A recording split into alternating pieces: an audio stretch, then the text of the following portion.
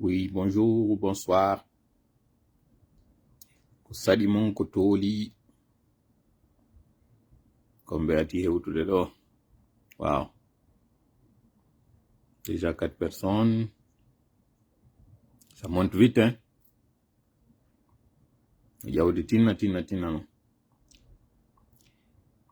Saɗi mon ko tooli 20h30 tawɗe yen adintin seeɗa. Nato ɗo no andi Ceerno Diallo prêt.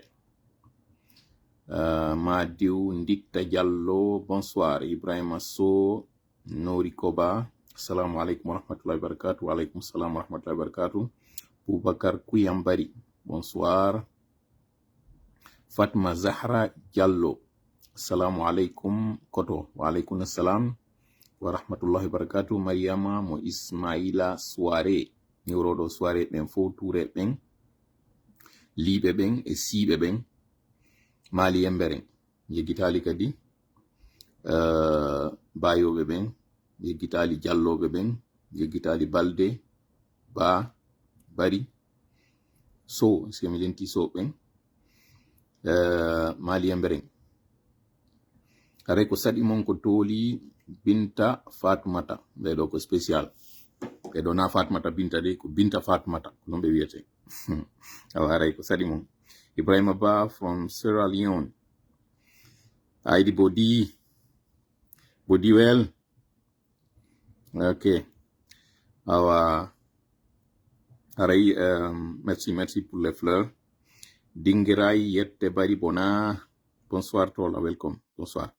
Saidou Diallo Heyre. Mamadou Dian Diallo mi hiwro kadi ɓe Dingiray ɓen. Dingiray salminama moƴƴanon. Jala Koro Bone Matagania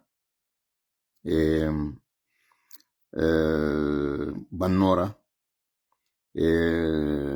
on to kadi leedo tigi kadi no hiwraɗo ɓe leedo ɓen yewgol ngol to no comment leero ɓenta kon leero ma leedo mi hiwroɓe biskirima ɓen modi Ahmed Wuri biskirima areɓe salminama moƴƴano Ibe Yasriba le commando invisible Jabi Konate Jabi Papa jakankeɓe am ɓen fof salminama. Général Ouz Diallo merci pour les cœurs. Ousmane Moustapha Diallo dañande mi landike on minni ko ombo wawi addude inde mama soroɓe mon tato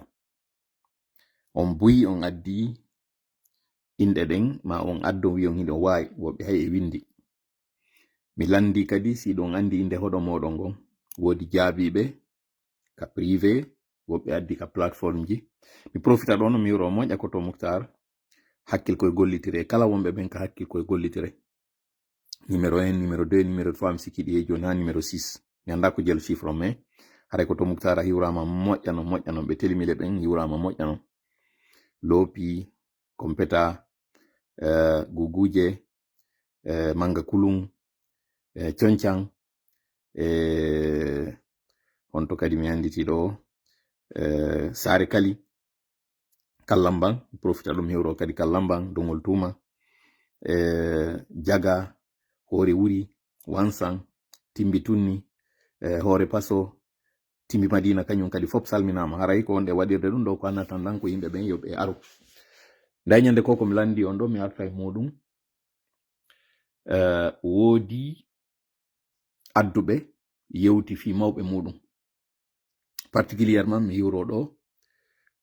haysi mi jogaki permission ɗo taw woɓɓe rewɓe kañum koto Moukhtar addanimi mi jogaki taw permission on andugol ngol siko ɓe addiri siko fiyam yewtu fi mum kono ɓen ɗon ɓe yehi ha jowo ha jeego sinam fayi ɓe yewti kadi moƴƴa fi muɗum ko andaɓe kadi moƴƴa moko baɓe kadi kummaluɓe donc andugol an ɗi live ji an hino ndaare no heɗoɓe moko baɓe sifa ɓen hino hewtanami nokkugo kon ɗum waɗi simi landi ɗum mi ara e mum par ce que aray woɓɓe sikkay ko wonde wadde ɗo ko ittidirgol tungula no mi wiiri noon si a anda honto fokkituɗa tefo anda honto iwɗa si a faala noon andude ka iwɗa ɗon tigi geru anda daƴƴere maɗa nde komɓe wonno mawɓe ma sabu inde hoɗo maɗa ngon tun hino mari sabu ko nde innira ɗum ngon hoɗo maɗa ɗum no wodi sa andi non on sabu a wawai andude ko honɗum e yimɓe wonno e ngon hoɗo haysi ko inde neɓunde nden ma hesere nden wonde wo wonde a wawai andude ko honɗum woni tarika hoɗo maɗa ngo go ɗimmel muɗum si a yiltitike e mama soroɓe ma a wawai yewde ton yeeteɗa fi goɗɗo mo tawata ko kummalujo kummaluyagal on ɗon ngal no wawa wonde ka gandal no wawa wonde ka diina no wawa wonde ka doole no wawa wonde ka jawle no wawa wonde e bangeji ɗin fuu no wawi kadi hawra nder ton goɗɗo tawnoɗo ko ndundarankejo bonɗo ka nder mawɓe ma ɗara anda Allah noon kanko e mo yaltina ko wuuri immorde ko maayi mo yaltina kadi ko maayi immorde ka wuuri si a tefi e nder ɓen jowo gireeli ɗin si yehi ha tato ko fanɗi wo tato a wawai heɓude ton gooto tawnoɗo ko sobejo sabu on gooto mo tefuɗa ɗum ha yetaɗa fimum ko onno wawno wawai wurnituma ɓernde nden an kadi si tawi kadi a tefi a tawi jasuɗo no nder ton e nder ɓen tawɗo eno andirano jamfagol ma no andirano tawgol laamu arngu wo o tawtoye mum a wawai kadi andude sonja on e ŋakke ɗen ko honno ñawirta ko honno ñawdirta ɗum ɗo ko piwum kun tawata no hitti ha andugol mi waɗanayin ɗo non tarikaji ɗiɗi mi lando ko tawata har ñande go mi landinoke kono mi arta e muɗum fayin ko honno tawiri nda ñande kam wonno yewtude ɗo mi wolno inde hoɗo yegiti inde hoɗo ngon ɗon kono woɓɓe inni ngon hoɗo ɗon kañum kadi sifa maggo kadi no nokkugo sinam fayu kam inni fi donso mi woli fi donso woɓɓe ko inni no wodi nokkugo kadi ka wiyete donso mi yegiti kañum kadi inde hoɗo gongo mi woluno woɓɓe go aroy ka commentaire ji wi ngon hoɗo ɗon kadi no nokkugo terlen mamuri ndin sinam fayu ɓen tigi ɓe inni no to mi yegiti commentaire on ala kulli hal wansan ina wodi nane mi linti inde wansan pita ɗum woni timbitunnoyri ndi mi yetama kañum kadi wansan ino maali yembere ɓe yidni warin ko kummaluɓe woni maali yembere ɗon ɓen jeyaɓe ɓen wansan hakke ma ko tawata ko yimɓe tawɓe hiɓe andira gandal hiɓe hulaka sango wiwgol ngol si ɓe torike jaboto hay paykum maɓɓe si ari e hoɗo innama ko paykum ɓe wansan haray no wattana ilay ma ɗum ɗo ko haaju ko hunde tawde si tawi nde wodi nde hana wattanede ilay mo moƴƴa si woɓɓe tawɓe yiwɓe e hoɗo ɓiɗɗo maɓɓe tigi haray no hula laddite non fi mawɓe maɓɓe kamɓe ɓe innayi ñamakuy kin e wulude ko ɓiɓɓe ɓen ɓuri muusude lekki ñamaku kin e wulude so a waɗi ka gite ha ko makki a waɗi ka gite ɓe inni kin e wulude e muusude ko ɓiɓɓe ɓen ɓuri wulde jon noon wano ɓen ɓe wansan ɗon innaɓe haray ɓiɗɗo maɓɓe no hula si ari e nokku o suusetake hay memede sakko goɗɗum waɗama o suustake wolnede hay ko metti na ko o yangani woni e waɗude mo ɗum ɗon koko mawɓe makko waɗuno ko ɗum woni e yaltitude e makko ngal teddungal ngal mawɓe makko marno ko ngal woni ndeññande mo teddina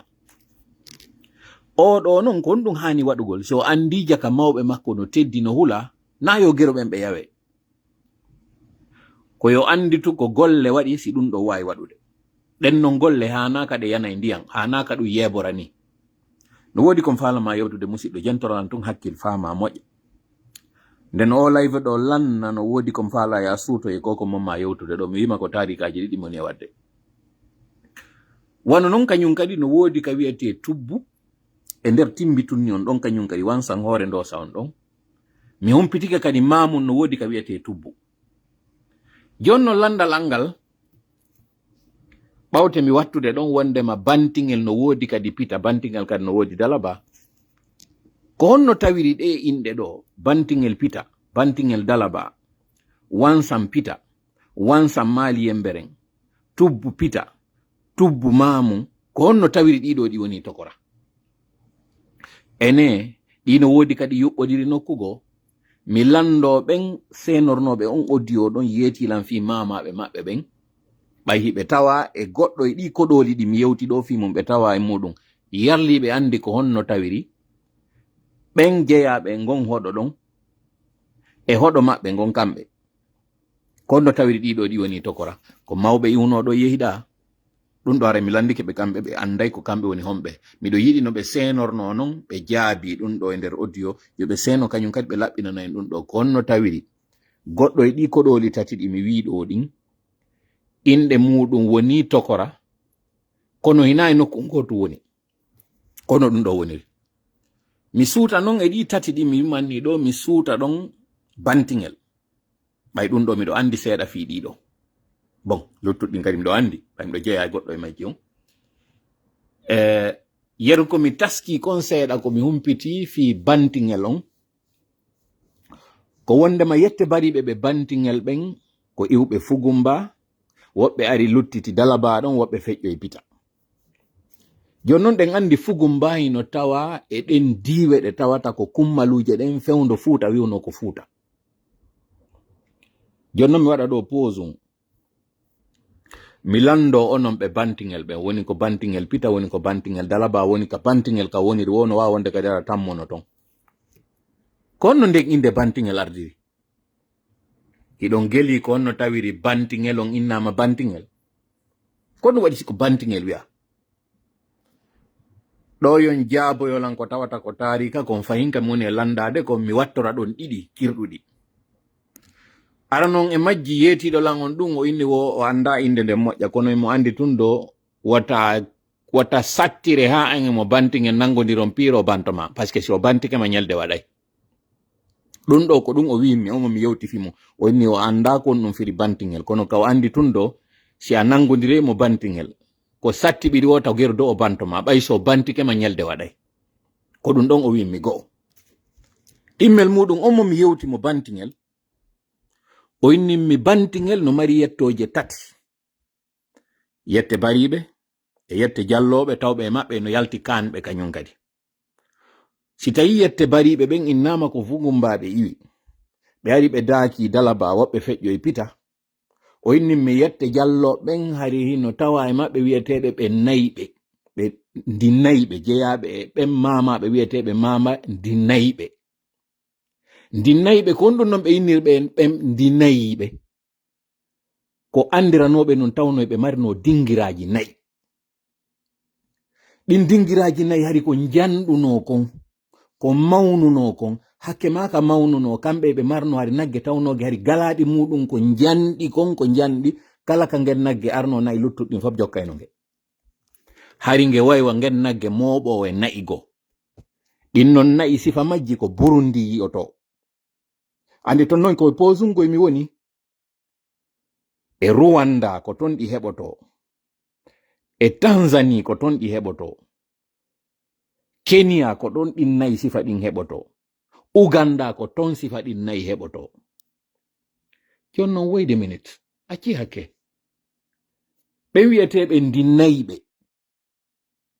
ko bantingel ɗon wonno kono ɓe marno nayi ɗin ɗi tawata ko ɗum waɗi ɓe noddira ndinnayiɓe marɓe nayiɓe kono ɓe marno ton ndin kalaldi tawno ndi kayri ndi seedi e luttuɗɗin ko andiranoɓe tawgol hiɓe marno gandal gongal tawata e naɗen gande ɗe tawata luttuɓe Fuuta goy no jogino ko raɓɓiɗi kon na andiranoɓe hari dina Islam ɓe wiyeteɓe ndinnayiɓe ɓen mamaɓe ɓe wiyeteɓe ndinnayiɓe kono hari goɗɗo suusata no arde mema nayi maɓɓe ndin ɓen si yawoyi noon hande kadi ha sabu kamɓe ko ɓe iwtiri ɓawo nayi maɓɓe ɗin kon hande kadi tawi fof faalaɗo nayi koye arka maɓɓe ɗon araka hoɗoji maɓɓe ɗon ɗaɓɓira ɓe ɗon on barki fi ɗin nayi ɗon inna yo ɓe nodde Islam si ɓe tawti Islam on ndi jawdi maɓɓe ɗo e gol kulol ngol yimɓe huliri ɓe ɗo nafay gera ha ɓe addoya noon ɓe naati kamɓe kadi ka Islam ka filla kon ka kirɗi inna ɓe wiyeteɓe ɓe nayiɓe kamɓe hari ɓe anda yawgol juma ɓe yano yimɓe no yaa juma ɓe forsa ha ɓe adda ɓe naada ka juulirde ɓay ɓe naati ka nder juulirde ton hewtoy noon noddoygol cukku on andi kon ɗon noddugol cukku ko tumata e juma on o ɓatike sallijo go noddira ka funnange o noddira ka hirnange c'est-à-dire noddira dambuɗe ɗen tati goɗɗo noddira ka jambugal ñamal o noddira ka dambugal nana o noddira ka yaasi ka ɓongal ngal ka ɓaawo ɓe hino adda naada ka nder juulirde ton ɓe anday ko wona ɓe yaari ha hande juma kamɓe ko ɓe andi ko iwtirgol ɓaawo ɗi nayi maɓɓe ɗo ko ɗum ɗo wonno golle maɓɓe kamɓe non ko ɗi nayi mapini ɓe wondi e jala ɓe yondi e jaliji ɗi tawata ɗin jaliji maɓɓe ɗon goɗɗo sustaɓe ɓe adda ɓe salliga ha gasi ɓe nadaka komi filana ko moni on e yetanade on gonga ko fenande koko kirɗi koko gonga fu mumi anda kono mi yeto on yer komi humpiti kon e nder kon ko moni e paytade ɓe wiyete ɓe ɗon dinnayi ɓe tawɓe ɓen kamɓe woni yette jalloɓe bantingel on ton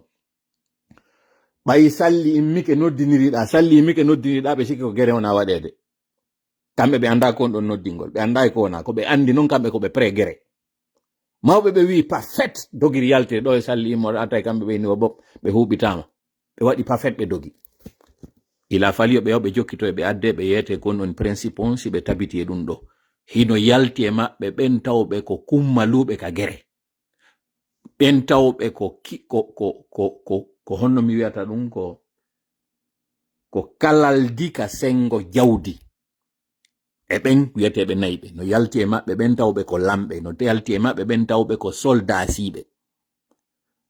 koye posungoye wonɗen han joni anditen noon diiwe tati ɓurɗe e janɗuɗe ɗen e Fuuta ko Timbo, Timbi e Labe no ton ɗe yasu diiwe ɗen ko ɓe inata kon ko honno ko tekunji ɗin kono hari nokkure nde tawata innete soldasiɓe ɓe yalti kam militaire Fuuta on ka innete ɗon soldat ɓen fof ko ɗon yaltinte koye diwal Timbingal diwal Timbongal koye ɗon wonno kañum kadi diwal tawngal ko fi administration on fi laamu ngu diwal Labe ngal ko ngal ɗo wonno diwal fi gandiroɓe ɓen fi cernaɓe ɓen waɗoɓe ɓen du'aji ɗin du'anoɓe wonɓe fokkitude ɗa ya waɗoya gere on du'ano kañum kadi ɓe wona ɓe waɗanede gere on si tawi innama laamu ngu gennama no ngo tabitira se wawali andude ɗon ɗo yettitoɗen e ɗiɗo hino wawa wonde ko yaltuɓe yeɗɗuɓe kono e yeggiti ɗe wedditi hoore meɗen ɗo ɗum ɗo c'est extrêmement important yen andu أعوذ بالله السميع العليم من الشيطان الرجيم بسم الله الرحمن الرحيم رب اشرح لي صدري ويسر لي أمري واحلل عقدة من لساني يفقهوا قولي ربنا علمنا ما ينفعنا وانفعنا بما علمتنا وزدنا علما نافعا واجعلنا للمتقين إماما ويكاد الذين كفروا ليزلقونك بأبصارهم لما سمعوا الذكر ويقولون إنه لمجنون وما هو إلا ذكر للعالمين وما رميت إذ رميت ولكن الله رمى بل نقذف بالحق على الباطل فيدمغه فإذا هو زاهق ولكم الويل مما تصفون وقل جاء الحق وزهق الباطل إن الباطل كان زهوقا ما جئتم به السحر إن الله سيبطله إن الله سيبطله إن الله سيبطله إن الله لا يصلح عمل المفسدين وما هم بضارين به من أحد إلا بإذن الله وما هم بضارين به من أحد إلا بإذن الله وما هم بضارين به من أحد إلا بإذن الله ولا يفلح الساحر حيث أتى فإن تولوا فقل حسبي الله لا إله إلا هو عليه توكلت وهو رب العرش العظيم إنا كفيناك المستهزئين إنا كفيناك المستهزئين إنا كفيناك المستهزئين والله يعصمك من الناس اللهم صل وسلم وبارك على نبينا محمد وعلى آله وأصحابه ومن تبعهم بإحسان إلى يوم الدين أما بعد hande ɗo ko asewe hawriti ɗum 13 lewru 11 ndun ko ɗum woni sakkitordu ndun e nder hitande nden e nder nde hitande guluje 2025 fewndo ka wonɗen yewtude ɗo leere 8 on feƴƴitiri minitaji 49 sengo Konakri haray ko welo janowo mi arde kañum kadi tumboda e moɗon ɗo tintoda e moɗon ɗo ɗendoda e moɗon ɗo finde jonde meɗen hesere nde tawata en toriki Allah yo Allah waɗan en jonde nden jonde barkinande hara yande ɗo hiɗen tokkude ka accinoɗen ɗon ka feƴƴi hiɗen yewtude ko feƴƴi kon e nder yontere nden konko tawata nde yontere ɗo kadi piiji buy waɗi no tawa e ɗin ɗon ɗi tawata on humpitike on andi kon ɗum fewndo ɗo fewndino gasa seeɗa kappelen ala komantude ɗum ɗon moƴƴa hande ɗo ko addi en ɗo ko yewtugol fi toɓɓe tate toɓɓere meɗen ara nder nden en yewtay fi ka bange ngaluji fayin en artaygo e ɗi ngaluji parce que ko ɗi ngaluji ɗo ko ɗi ɗo woni kañum on ɓeyna e français l'argent est le nerf de la guerre kala ka tawata jawdi ndi memminaka fi muɗum ma memminama fi muɗum goɗɗum battinayi kon to fewndi ɗen ka bange ngaluji kon to lagine fewngi tigi ka bange jawle ɗen kon to fewndi ɗen wattane yila de e fiɗe jawle sabu ko ɗe ɗo wonɗe wadde du'aji fi muɗum ko ɗe ɗo tori ɗen Allah taw yo Allah jattitiɗe ene non ɗi du'aji meɗen hara ɗi jabaki hara en anda hiɗen jooɗiɗo eɗen deƴƴi yarlita wono landa ɓen waɗugol o horugol hiɗon horude waɗugol o istighfar insina gongol tuba rutto ko Allah eɗen wadde ɗum jumaji ɗin hiɗon huɗude ɓe on heɓay non jabawol ngol goɗɗum e muɗum ɗo. Sabu toɓɓere ɗin meɗen ɗen sen iwti yewtugol ngol fi jawle ɗen en yewtay ko ɓe woni wiide ɗo campagne kon to ɓe fewndi e saherno yewtede fi Serelak kon to Serelak on woni Serelak on deƴƴino Serelak on deƴƴi dey kono ɓay Serelak on deƴƴi woɓɓe goo kañum kadi innuno wo ko honno ko les conformateurs ko les déformateurs ko les perturbateurs ɓen ɗon kañum kadi ɓe immino inna ko ɓen ɗo woni arde non hande kadi ciwlo UFDG ko ɓe ɗo woni arde tabintina non wondema ɓe jaɓiti jullere nden. On andi mi nangi benja mi acciti benja ɗi jokkodiray ɗiɗi tongodirta few. Président Aliou Ba wi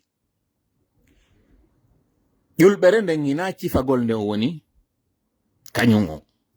wiwgol mi cifike ƴulɓere ɓe anda ɓe ƴulɓere ko tuma goɗɗo huɓɓi kembure nde wojja coy ko ɗum ɗo wiyete ƴulɓere argol wo cifo ƴulɓere mo kala no wawi waɗude kono tuma cifiɗa nde jogiɗa nde ko jogagol nde on ɗon senda sabu jogagol nde on e sumugol ngol liɓande kañum kadara no jokkodiri. UFDG LPG ɗa wawi arde go inna a jaɓi parti on ɗa wawi arde go inna ko a lanɗo parti on ɗa wawi arde go inna aɗa mari doole kono jogagol yimɓe UFDG ɓen yimɓe RPG ɓen no wawi wa jogagol nden ƴulɓere ɓen wiwnoɓe waɗi ɗum wiwno ɓen kamɓe ɓe ɗowtay lanɗon ha ɓe hewta kon to ɓen fewndi déformateur réformateur conformateur perturbateur kon to ɓe woni fewndo ɗo ɓe deƴƴi dey ko honto fewnda mi yeeto on fi ɗum ɗon ko honto fewnda sabu o yiiɗo njuuri ñaaki no yenne modi njuuri ñaaki ngodi njuuri ñaaki yenna mbade balɗe ɗo oyi ndaari sukaɓe pay koye ɓiɓɓe taniraɓe makko yalti yennimo ɗo ɗum no yurmi ɓe kono ene hara ko ɗan o joga hibbimo kaako ko o faggiti woni ɗum ɗo Allah on daali baada ausbillahi mina cheitani rajim hal jazaul ihsani illa al ihsan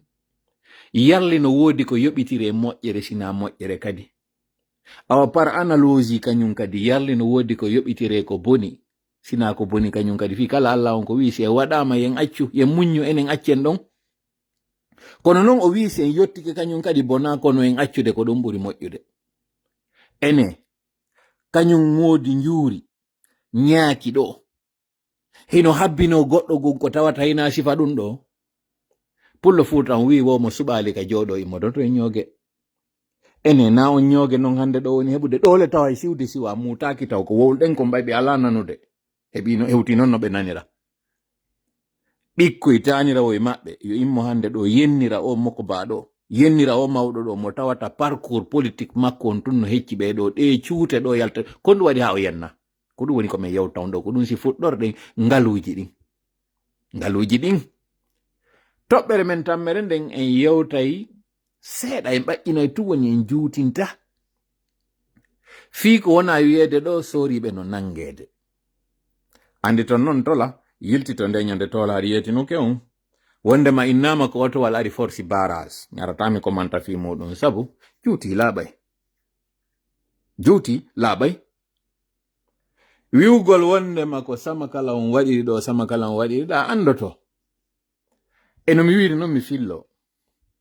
cifagol ƴulɓere nden ha kañum woni kañum ko jogagol nde on ko ɗo woni kañum konto mamadi fewndi ko ɗum woni ka yewtoto ɗon ka toɓɓere tammere si feere heɓi ke ndaara toon kañum kadi kunto e toɓɓe seeɗa ɗi ɓeytoyten ɗon si yonali en nattiro e janngo anditen e wino e yewtayno fiɓe candidaɓe ɗo mi weɓitanayi on noon sen itti ngombodo wongol leyɗo ka tawata haray hiɗo rerɗina fewndo ko jangol ngol woni ɗo moƴƴingol jinja yaron ndaron ko tawata haray kaccu jilli don e muɗum waɗon kadi njuuri e muɗum yaron waɗon ton kañum kadi ñama ko limba yaron no moƴƴa fi nde nawnare nde mi yeeti on fi muɗum ɗa sabu yimɓe addanimi message wi ɓe ɗo jude de ɓe heɓi nawnare durma muusude non nde ɓe tawatari ɓe heɓali sifa muɗum ene ko ɗum hara wonɗa e wolde fi mum tola woɓɓe landi ɗum ɓeyni ko honno hara ko ɗum ɓeydi noon kono waba wingi no ɗuuɗi ha no woodi buy nawnuɓe ɗum joni noon annatan ɗam ɓay kamɓe fusɓe yewtata fi mum hara en addani jama on andingol waɗugol ɗum ɗo ko nettoyage moƴƴo ko ɗum woni laɓɓina e moƴƴa tetekki ɗin sabu nawnare neɗɗo on fof kaka teɗegigol woni Sinwaɓe asiatique ɓe wi neɗɗo on o jasiray taw gaburu makko ñiiƴe ɗen si o maayoya non luttuɓe jasira gaburu makko on juuɗe ɗen ukkoyamo nder ton kono ara o jasi taw gaburu makko ko ɓe faandi ɗon wonde makko ko ñaamata kon ko ɗum woɗɗintama ka laptani ko konko ñaamata ɗon kañum kadi woni ko naɓa e ma ka gaburu ko ɗum woni ko ɗum waɗata on tigi ko ɗum ɗon ñaamuɗa kon ko ɗum waɗata cellal wona e ma ko konko wonɗa e ñaamde ɗon kadi ko ɗum ɗon wonata sabu on tigi hara noon yetti Allah fota en jarnimo taw ɗon kanko woni ko newnan en hiɗintingonde e jonde ɗo en tori ko mo waɗan en jonde den barkinade yo hawrindinan e sawaba ko mi yewtata ɗo mi addira ɗum ɗo no ɓuri e deejirde o hawrindinan onon kadi e sawaba jentito ɗon ɗum ɗo no ɓuri e deejirde nanon ɗum ɗo jaɓen faamoren huutoren si mi hawriti noon on hawriti yetten Allah waccen mo kanko aray sabu kanko woni ko moƴƴi e meɗen wotan waccande wota watta yilayam moƴƴa si mi arnon faljinede fawñade feggade ma faayude haray ande ɗum ɗo ko neɗɗo wondi e mum min haray wurtanelan ko ɗum haray mi tori on wallidiren e mum haran fela lampandi si tawi noon na ɗiɗo fu ande seytane o yiɗa nde jonde ɗo o yiɗa kadi koko jokkuɗen ɗo kon ko gaño men dandi en non bone makko wo kanko Allah en toriki Allah yo Allah waɗu heedode hakkunde men e makko kanko seytane yo raɗomo ka jonde ɗo o raɗomo taw ka ɓernde an hara mi duppali few mi adda kom faala yewde ɗo ko hara mi jeggitali kadi mi addira ɗum no fewiri o raɗomo onon kadi ka fondoji moɗon komi yewti kon hara nanon kadi moƴƴa e hoore deƴƴere faamon hay si mi lannitota ko fof kono faamon si on faami kañum kadi wooda konko ƴettuɗon e muɗum gollitirɗen ko ɗum ɗon nafata en toriki Allah yo Allah woɗɗin seytane e meɗen no woɗɗidiri hakkunde funnangue e hirnangue yo dandu en seytane heɓude doole e meɗen no wirno noon jiyaɓe makko ɓen seytane heɓata doole e makko yo waɗu en enen tawaɓe ɓen jiyaɓe makko amin ya rabbal alamina haray no wirɗen noon live meɗen on iɗen fuɗɗade mo mi ittana en ngo mbodo ɗo ngo tawata ngon ko dewtango hoore ɗo fiitun yo wawi yiwde komi faala yo yiw kon ɗo haray noon ɗo yen continue de live on dow ɗo o yi mbodo o wiyeteɗo ɗo Habib Marwan ko on mo tawata ɗo joni timmi hitande gibi o ciwla ɓeya kañum kan heɓino duuɓi ɗiɗi joni ɗo gibi honno fonike menge e billo ba gibi kamɓe ɓe ciwla wayi joni jama wasi wowti konto fewnda ka ɓeygure e likamano nden konto fewnda ka ɓeygure babila nden konto fewnda e ɓe ciwla ɓen fo e yiɗo ɓeygu makko ɗo ko wi ɓe waɗi entretien exclusif ka ɓe ini le combat d'une épouse un an après la disparition de son mari quelque chose du genre bon de toutes les façons na ɗum ɗo woni le plus important komi faala yaltintinde ka yewtere ɗo ko andintingol tun CNRD na yen jooɗo acciden ɓe hoore maɓɓe na yen wa'u wasi ara e CNRD ko faala kon feƴƴi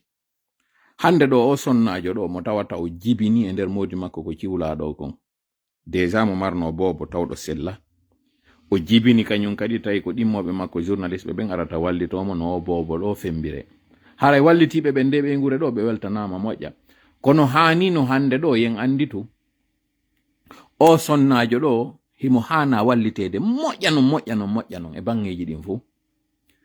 sabu komo anda woni anda kono gurdan ɗal lagine fewdo ɗo ni hay on wonɗo e gollude hino maapi o wonɗo e yaltude bimbi kala ya heɓoya goɗɗum artira oɗo no maapi jonnon oɗo naka sengo kam mbuuɗi tun taw oɗo mari maapunde ɓe ɓiɓɓe makko ɗiɗo ɗo ñande weeti fo immi yeyi ɗaɓɓo e biredi ka yeyo biredi on woni ka fuuru woni ka boutique ka woni wo addi jonni ɓe ɓiɓɓe ɗo ɓe ñaami modibbo on ƴetta cawlu makko kun saku makko kun inna no yaade ka golle ɓeɗo o tippinoya goto kala e maɓɓe ka lekkol o ina tippi ka lekkol ɗo tippina mo kala o saado oɗo kañum bandira o si immike bimbi ɓe boboɓe ɗo ko kanko ɓe fewtata ɓe ina nene men ittay koje konno oɗo gerita ɓeɗo ñama kanko andi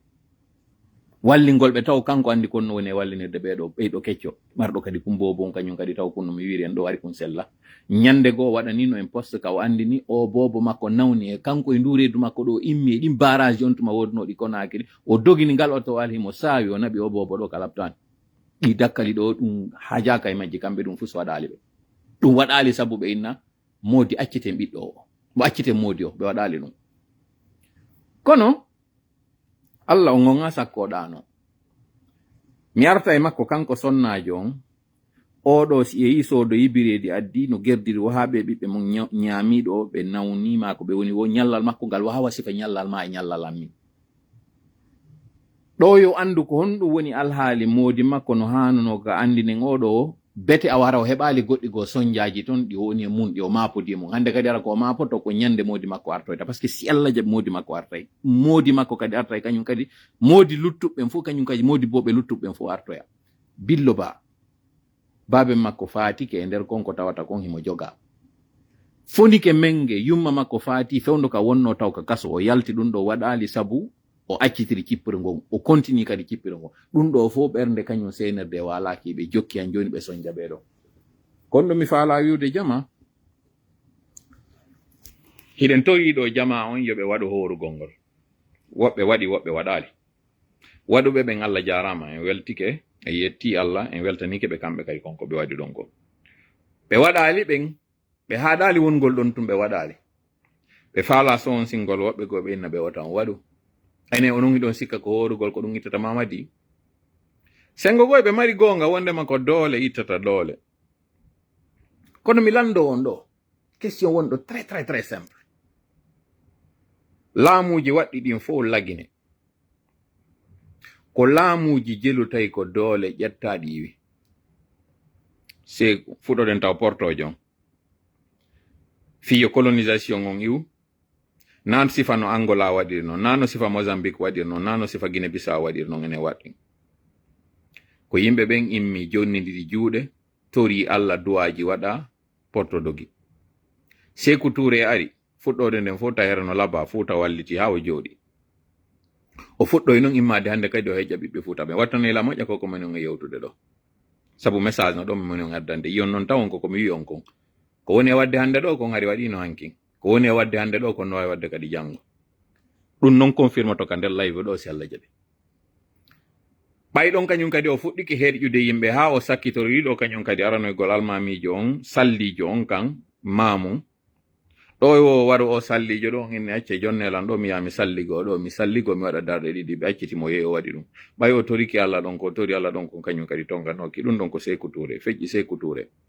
Lansana Conté kañum kadi ari oɗa ari waɗi duuɓi 29 oɗa ari kañum kadi waɗi duuɓi 25 24 e goɗɗum kanko kadi ɓay yehiɗo ha jama o fof inni modi o iwata oɗo ko sagginɗo kaaje o mayata few sellunoɓe ɓe tawata nawna fes maayi accimo ɗon kanko emo wutti no wonirno ɗon ko ñande kadi goto ari habbanoki duwaji ɗi mbay waɗanoma oɗo kañum kadi 2007 on feƴƴi kanko kadi ko ni Allah kañum kadi ƴettitirmo ɗo nabi Dadis ari waɗi kañum kadi ka ɓeeɗa waɗano sattende nde jama on inni jaka ndikka Lansana Conté num jakari oɗo no moƴƴi kono inna oɗo kañum kadi goɗɗo watamo ittude ɗon on tuma kañum kadi ko sadakaji e duwaji e istihfarji waɗa kanko kadi ɗon ñallal ni tum paw ñalolma teɗɗan kanko e tumba ɓe nangodiri ɓe dumbimo ɓe waɗimo ko ɓe waɗata ɗon kon ɓe naɓimo few Konaté ari feƴƴi padre ɗo ti kañum kadi e yi ko on no feƴƴirno komi faala yaltintinde ko en andu ko mo anda bawdi Allah ndi ma yewitindi ma hawji woni arde wi'a ko ma ƴetten doole si ɓeɗo iwa ko gonga koye doole ma ette kono eɗen andi Allah no jonni en doole gotawɗe tawata ina ɗeɗa gollitiren ɗen ɗon taw awa bonne nouvelle on non ka ngaluji il n'y a plus d'argent mi waɗana on oɗo yi on mi anda si tawi commentaire ji ɗin hiɗo reeni ɗi publication ji ɗiɗi ɗi mi suutani on ɗo hiɗo reeni taw si mi continue par ce que mi validi tun fiyo image o yaltu kono mi wona sûr wonde ma wi image on ɗo mi yettota kon kombo waɗi o publication ɗo mi faala tun jangande on o publication ɗo miɗo darde noon taw haray commentaire ji ɗin bonsoir grand frère Tola miɗo habbi taw mi yiya commentaire ji ɗin moƴƴa est ce que o yii ɗi publication ji ɗo par ce que ko image go wonno dow image on supprimama ok Diallo Mamadou Hadi inni wi o publication ɗo mi ala waɗande auteur makko on publicité ko soutien jo CNRD go moƴƴano soutien jo inconditionnel de CNRD go woni ko waɗi ɗum ɗo mi ala yewtude fi ɓeya payle luttuɗen immiɗen ɗo yenni kañum njuuri kiña ala wolde fi on ɗon njuuri ñaake ɗum ɗon ala wolde fi ɗum ɗon on par ce que no minniri non mo suɓali ka jooɗo imodoto ñooge. On vidéo mo waɗi ɗon ɓay o yannama goɗɗo ƴetti vidéo on yehi holli mo goɗɗo e tawnoɓe winomo gibineɓi yo démission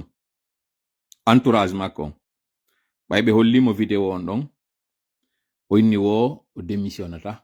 ɓeyni mo fi on ɗum o inni parce que so démissionni fewɗo kamɓe ɓe andamo mari probléme ka publication komi wi tun il a refusé mais puisque ari détail ji ɗi watano jonnede ɗon ko ɗi jettaji mumen jonnude on tini hande ɗo CNRD ko yimɓe tato wondi ko tato woni fewɗo iwtirde ɓawote CNRD tato ara noon e ɓeɓe CNRD wondi ko on jokkirɗoɓe fi mbuuɗi jokkirɗoɓe fi geɓal ko oɗo woni ɓawo fewɗo ɗo CNRD ɓawo fewɗo ɗo GMD ɗimmo on ko on tawɗo on wano ara noon ardirno noon ari fi mbuuɗi jonna mbuuɗi ɗi ñaami ɗi ha gasi CNRD yehi ha tabintini a ñaami mbuuɗi ɗi mbuuɗi ɗi ñamuɗa ɗon a ñamiraɗi no haɗiri non ɓay don tun hinano hanirɗo ñamirɗa ɗi mbuuɗi ɗo a natoya e kaso CNRD hande kadi ɓiƴi ɓe ɗon wi min nattama non kaso fanni manti komi woni e wiide ko giɗa wadde no tawa ɓeɗo ancien ministre ɓe maɓɓe taw ɓeyɗo andi woɓɓe hari enquête ji waɗama e hoore maɓɓe ɗin enquête ji ɗon innama ɓe yehi ɓe waɗama audition ha gasi ɓe inna ɓe accitaka en tant que tel CNRD aru wi ɓe blanchisama parce que ɓe signi engagement wondema mbuuɗi ɗi ɓe ñaami ɗin ɓe artirayɗi ɓe woni kañum kadi e disposition CNRD ha ñande CNRD tawi ɓe gayni épuisode ɗuma parce que CNRD hendi laamu fukkingu ngun naati ɓe kaso fo yi jawwali talli hunde waɗali andini noon hande kadi kala men miniɗo ko nder ɗo min waɗa e ma on politique ɓe no tawa ɓeɗo opérateur économique ɓe no tawa ɓeɗo e ɗumaɓe hono journaliste ɓe no tawa e nder ɓeɗo jama on fof no e nder ɗiɗi mi yeeti on ɗo fi muɗum ko ɗo woni deuxiéme catégorie troisiéme catégorie on ko ɓen tawɓe ɓen hina juuɗe CNRD ñaami kono ñaami no ado CNRD arde CNRD ɓay ari hewti kiwlike laamu feƴƴungu ngu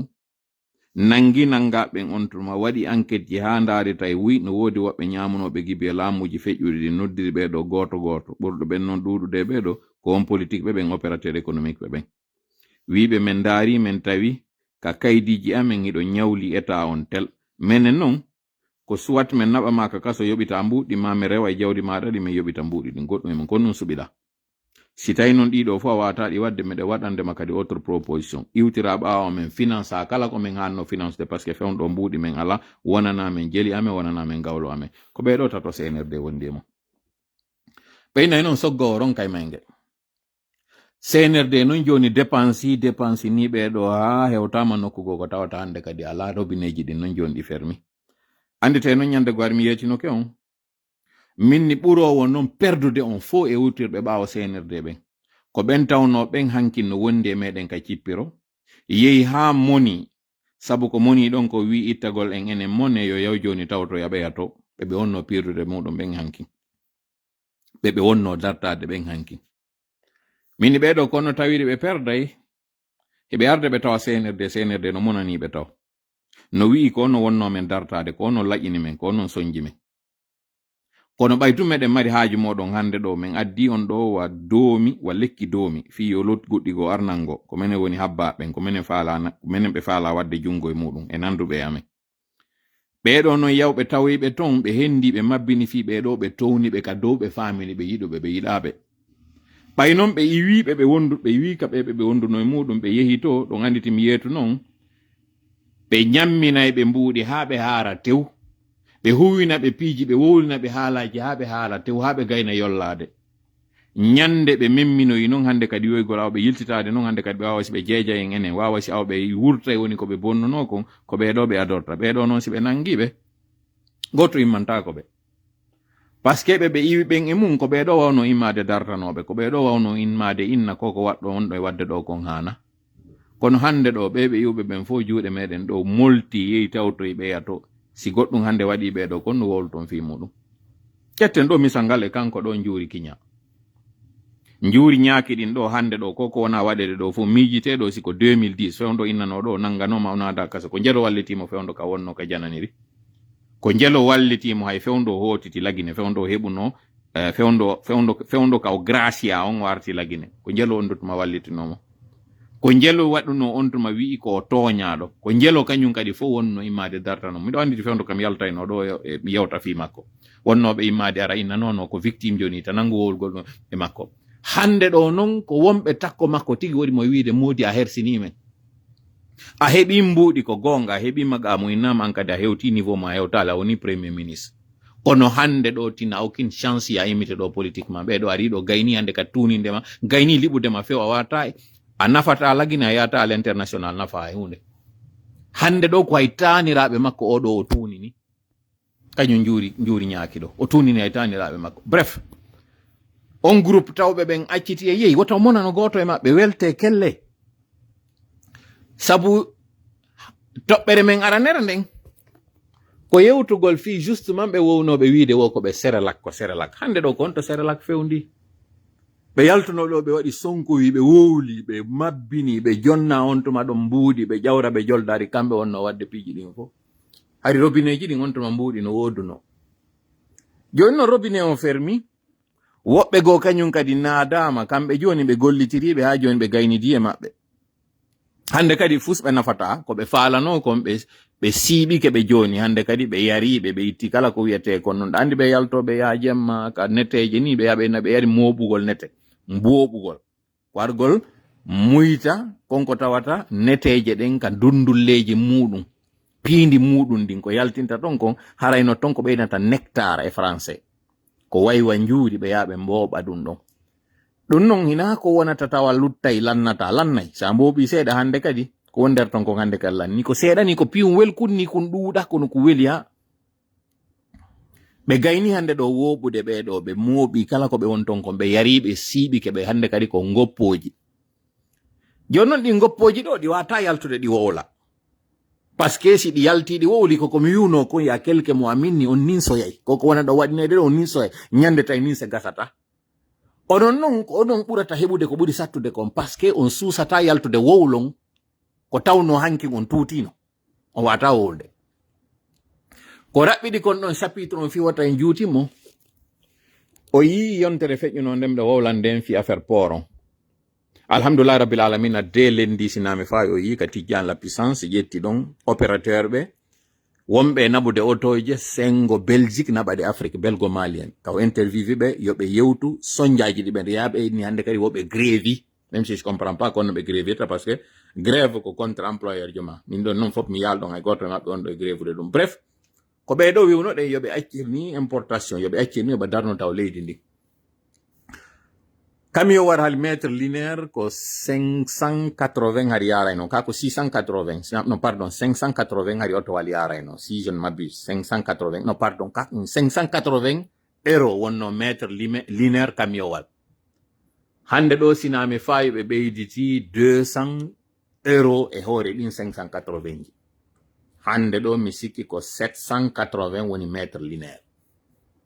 kon ɗum waɗi ɗum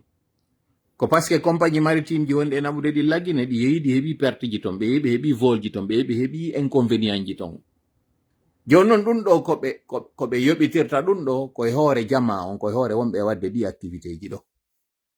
même si ɓe yalti ɓe inni sur restari on joni aw ɓe ɓeydi marge on ɗum ɗo ɓe darde no ɓe séduisira on kañum kadi fi on ƴettu noon kañum kadi addon parce que koko mi wiwno kon c'est pas en cassant le thermomètre qu'on va faire baisser la température. La fièvre ne va pas baisser pour ça. Na parce que ɓandu goɗɗo wuli o ƴetti o maɗɗike hollukun température on ƴawi na bon joni o mi lanci kun sim lanci kun ɗuma on tippoto joni na ɗum ɗon tippotogoy ka jogiɗa ɗon ka thermomètre o tippoto kono ka ɓandu tigi tigi température on fièvre on kañum tippaki senerde ko ɗum woni e waɗde ɗo ɓe sikka noon ko goɗɗo ɓe woni e waɗude non seulement on no yetta ɓen ɗo darnedi leydi on nanali on yiyay on naniray autrement parce que mo nananali sirowo ceɓe nananayi soppowo pide jaɓe koye nafama wonɗo mi yeti kon ko mi importateur jo mi naɓayno oto mi exportayno kadi mi ittayno kadi piiji afrique ɗon mi adda kono si yehi ha en tawi ɓeɗo si en waway gerdude e maɓɓe en odday kala ka mbuuɗi ardirta udden ɗeɗɗen ɓeɗo par ce que koko wonɗen ɓe jonnude ko ɗum ɓe woni ñamude ɓe yiltitoɓe tuuta e hoore meɗen ko ɗum ɗo ɓe woni heɓirde doole ɓe yiltoɓe wariray si en jogike noon ɗiɗo joni Elon Musk ko marɗo kaaliseri moƴƴa noon kono ndaare ka o sortodira ɗo ɓayi o yeehi o sutaniɗo Trump ndare ka o sorta ɗon o yehi ha o ndaari o tawi ka woni heɓude o administration ko foda o nafaji ɗe woni heɓude o compagnie makko o hande ɗo ko woni e situde kon valeur boursiére makko ko woni e yanude kon dommage wonaɗi e waɗede ye otoje makko wonaɗi yeyde ɗen o tawi o suɓoto ɗo joni finalement o wakkili accitugol ko andi kon ko ɗum ɗon ɓuuri weeli accitude oɗole ko marɗo kalsi mo tawa e tatoɓe ɓurɓe marde kalsi on e hore aduna on fo e hore winderne si tawina kanko woni ɓurɗo marde on kono oɗo si jama o yehi ha tawi jiccinaymo ka leydi ha tawata hande ɗo yino ha fi makko accanoma wolede fof fi on ɗum konto ɓe waɗali guere fus ko piiji ɗiɗi ɓe waɗimo fowta jama on boykoti ko wonno yeyde kon sengo Canada on tawi goto memata otowal makko sengo États-Unis jama on kañum kadi tawɓe ɓen fop yiɗali républicain ɓe ɓen desiri memata otowal makko si ɗon anditi Trump tigi ƴettuno otoje makko ɗen addi waɗi promotion majje ka Maison Blanche soodi goɗɗe ɗon fi encourage gol militant ɓe soodumo otoje ɗen ɓe tawi ɗum ɗon tun kadi yonata hande kadi tawi otoje ɗen kadi dari toon ɓe ara ɓe tawaɗe toon ɓe bonnaɗe ɓe siifaɗe ma ɓe bonnaɗe piiji toon goɗɗe majje ɓe ara ɓe sunnaɗe kadi dari ɗon yehi ha ɓe inni ɓe waɗay kañum kadi loi anti-casse ɓe waɗay caméraji hande kadi kala arɗo bonni gongal e majje hande kadi toon ɓe nangaymo ɓe tawi kono wata gasude par ce que ko nangata ko goto e ɗiɗo si tawi otowal Tesla ka dari wo ka dari gal bonnete hande kadi kala wonɗo e sode Tesla ɓe woti fuɗɗiɗe nattude hande kadi assurance majje on hande kadi nun fuɗɗi sattude ƴawa par ce que compagnie assurance ji ɗi nombre de fois ɓe noddete pour acte de vandalisme e hoore otoje ɗen tawi no ɗuuɗi ɓeɗo na finkari ƴetti ɓeɗo na manifestation fus ɓe waɗali ɓe hendi ɓe ɓiji mo ɗo tun o yehi ha o ndaari o tayle innetele ɓeɗole eɓɓodirta e njula ɓe jogi ɗen ɓe lagine hara min naali njula woy koy par manque de respect kono hakkunde julaɓe meɗen ɓurɓe kummaloji ɓe jogiɗe ɓen sen eɓɓidiriɓe oɗo Elon Musk en tawa ɓe ittatamo hay ka ley ciwatoro si yimɓe ɓe wawi ɓiƴude ɓeɗo ha o jicco ka leydi tawa waɗay ko ɓe wi kon ko ɓe musidɓe meɗen ɓe tawata eɗen andi ɗo ko hoddetuma ɓe fuɗɗi affaire business comme ɓe woni ɓeɗo ko ɓeɗo ronkete ko CNRD ɗe cuute ɗo koye payi koye ɗo ɓe tawata fus ɓe jogaki ɗo hay ka ɓe ari ɓe fuɗɗi ɗo ngulamo ko enen ɓe yehi bonde trésor ji si fuɗɗede justement non parlant de bonde trésor CNRD hakke mako maapori fi mbuuɗi on nani ɗo ka goɗɗo e maɓɓe to yalti inni joni ko diaspora on wona yeyede o obligation de banque ji ni ngala juutinde yewtere nden ɗon kon ɗoni bonde trésor kon ɗoni obligation de banque kon ɗoni ɗin ɗon fof ɓe ngala en yewtino fi ɗum ɗon o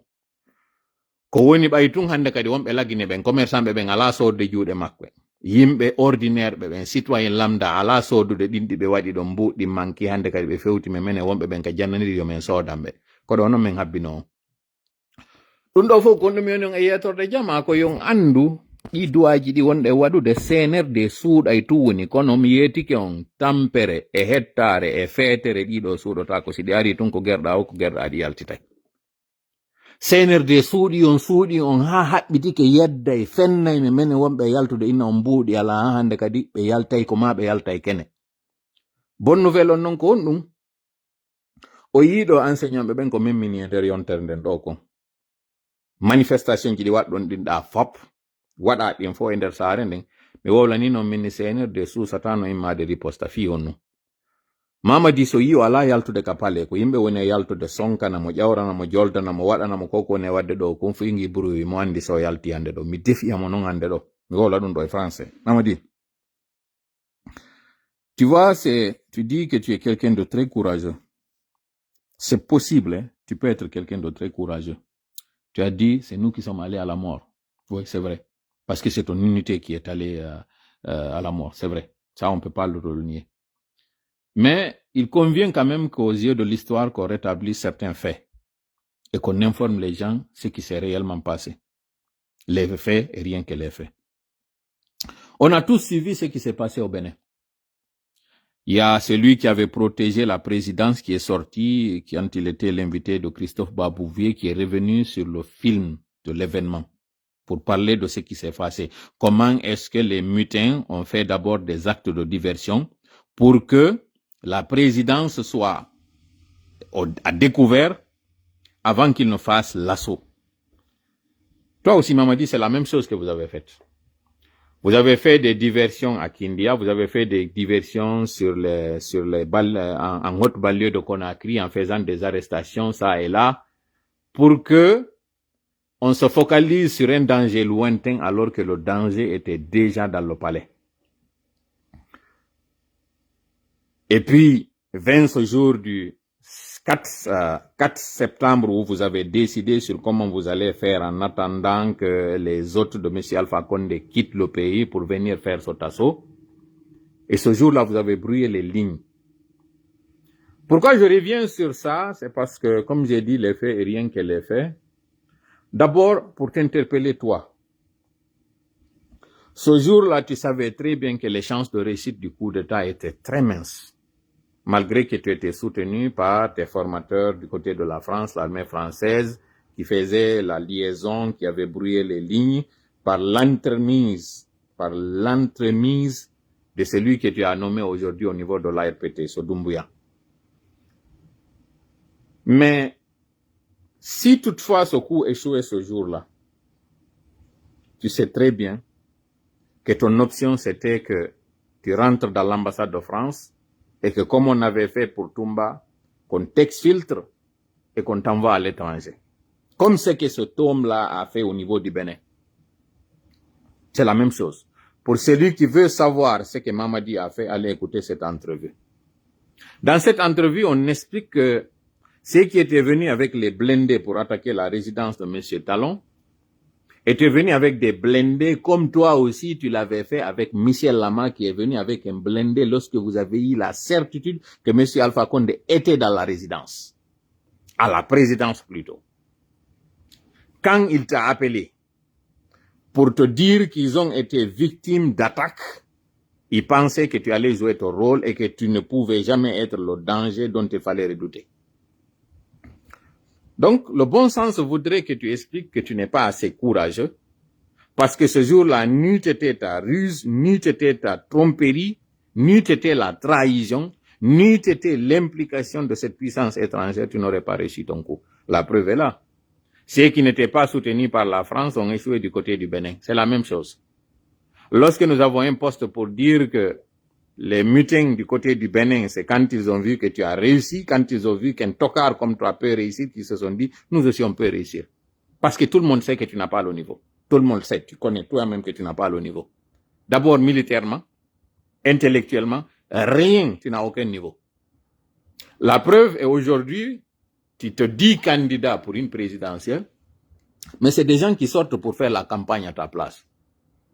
Tu es allé, tu as ôté la tenue, sans le faire publiquement parce que tu te dis le jour où on va te renverser, au moins que tu portes la tenue et que tu te défendes. Tu n'as pas annoncé ta démission au sein de l'armée pour ne pas que d'autres qui ont des velléités sachent que tu n'es plus leur commandant en chef pour qu'ils viennent s'en prendre à toi. En fait, tu as voulu utiliser le fait que si tu es un putschiste, mais au moins que tu restes toujours un militaire et utiliser la Légion française. Justement, parlant de la France. Lorsqu'il était question d'introduire dans ce chiffon que vous avez fait l'interdiction de la double nationalité pour tout candidat, sachant très bien que ta bouée de sauvetage, ton canot de sauvetage, ton garde-fou, ton parapluie, c'est la France, tu as refusé catégoriquement de te débarrasser de la nationalité française. Voilà des signes de ton manque de courage. Tu es quelqu'un de lâche, excuse-moi l'expression, hein, tu es quelqu'un de lâche, tu es quelqu'un de nul,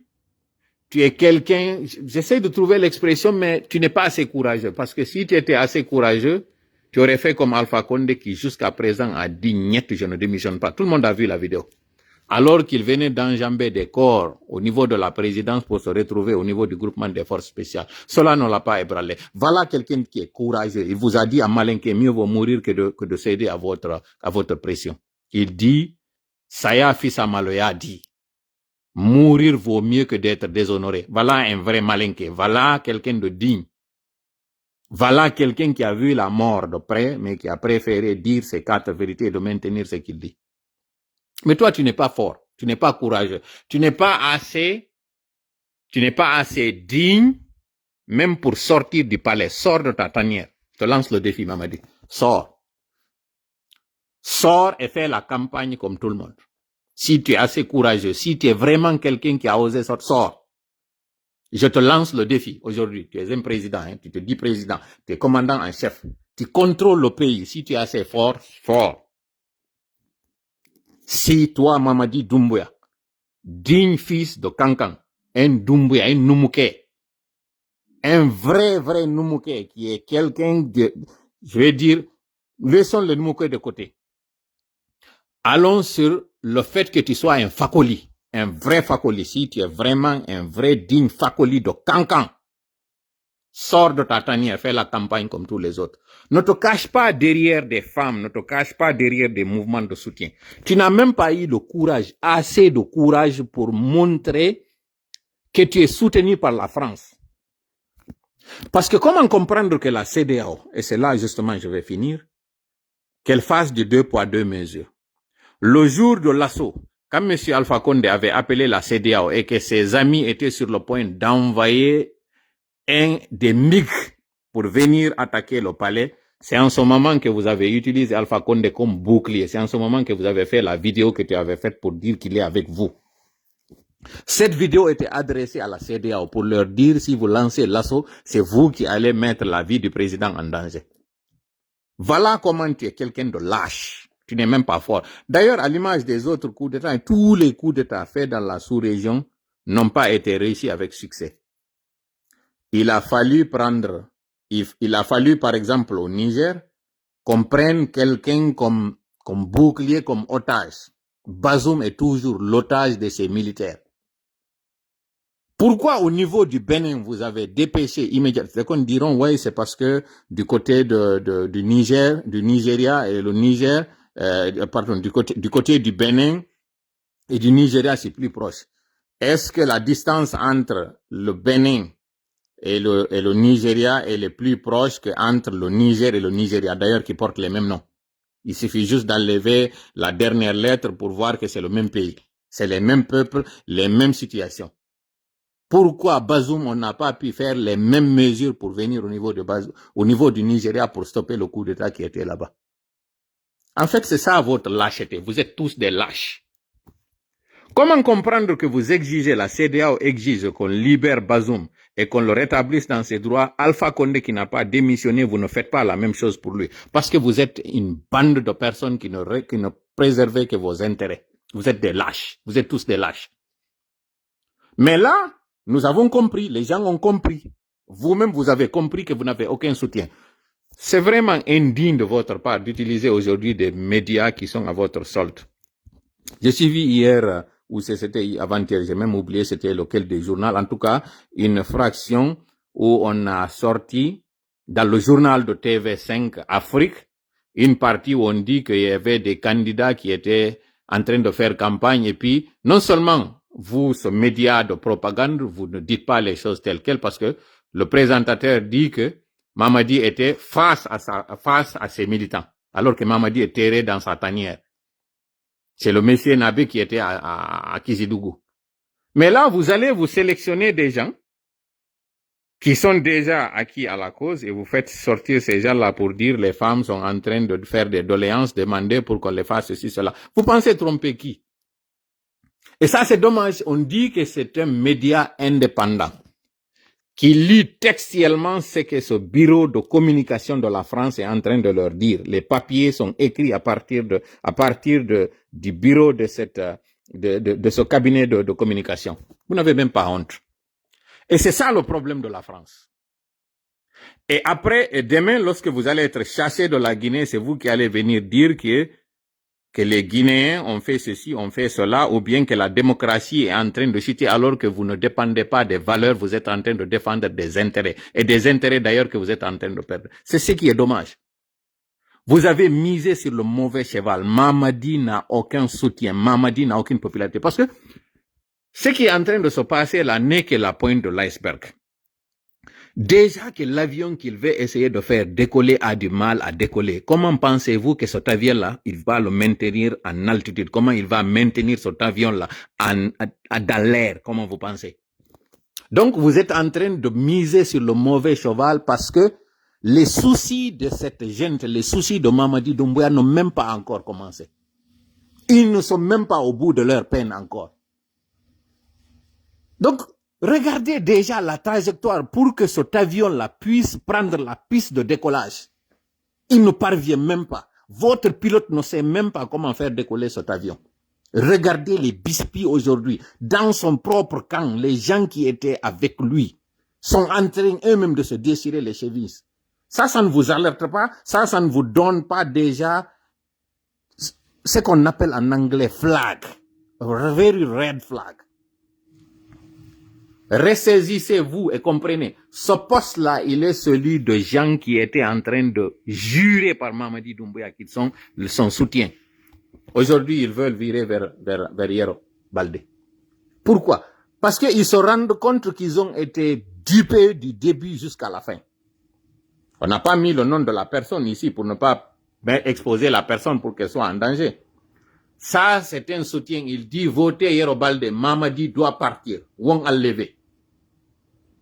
Un des soutiens hier qui ne jurait que de Mamadi Doumbouya, qui insultait les gens dans les réseaux sociaux, qui le défendait bec à ongle, parce que cette personne attendait un décret, parce qu'on a promis à cette personne-là monts et merveilles. Aujourd'hui, elle se rend compte que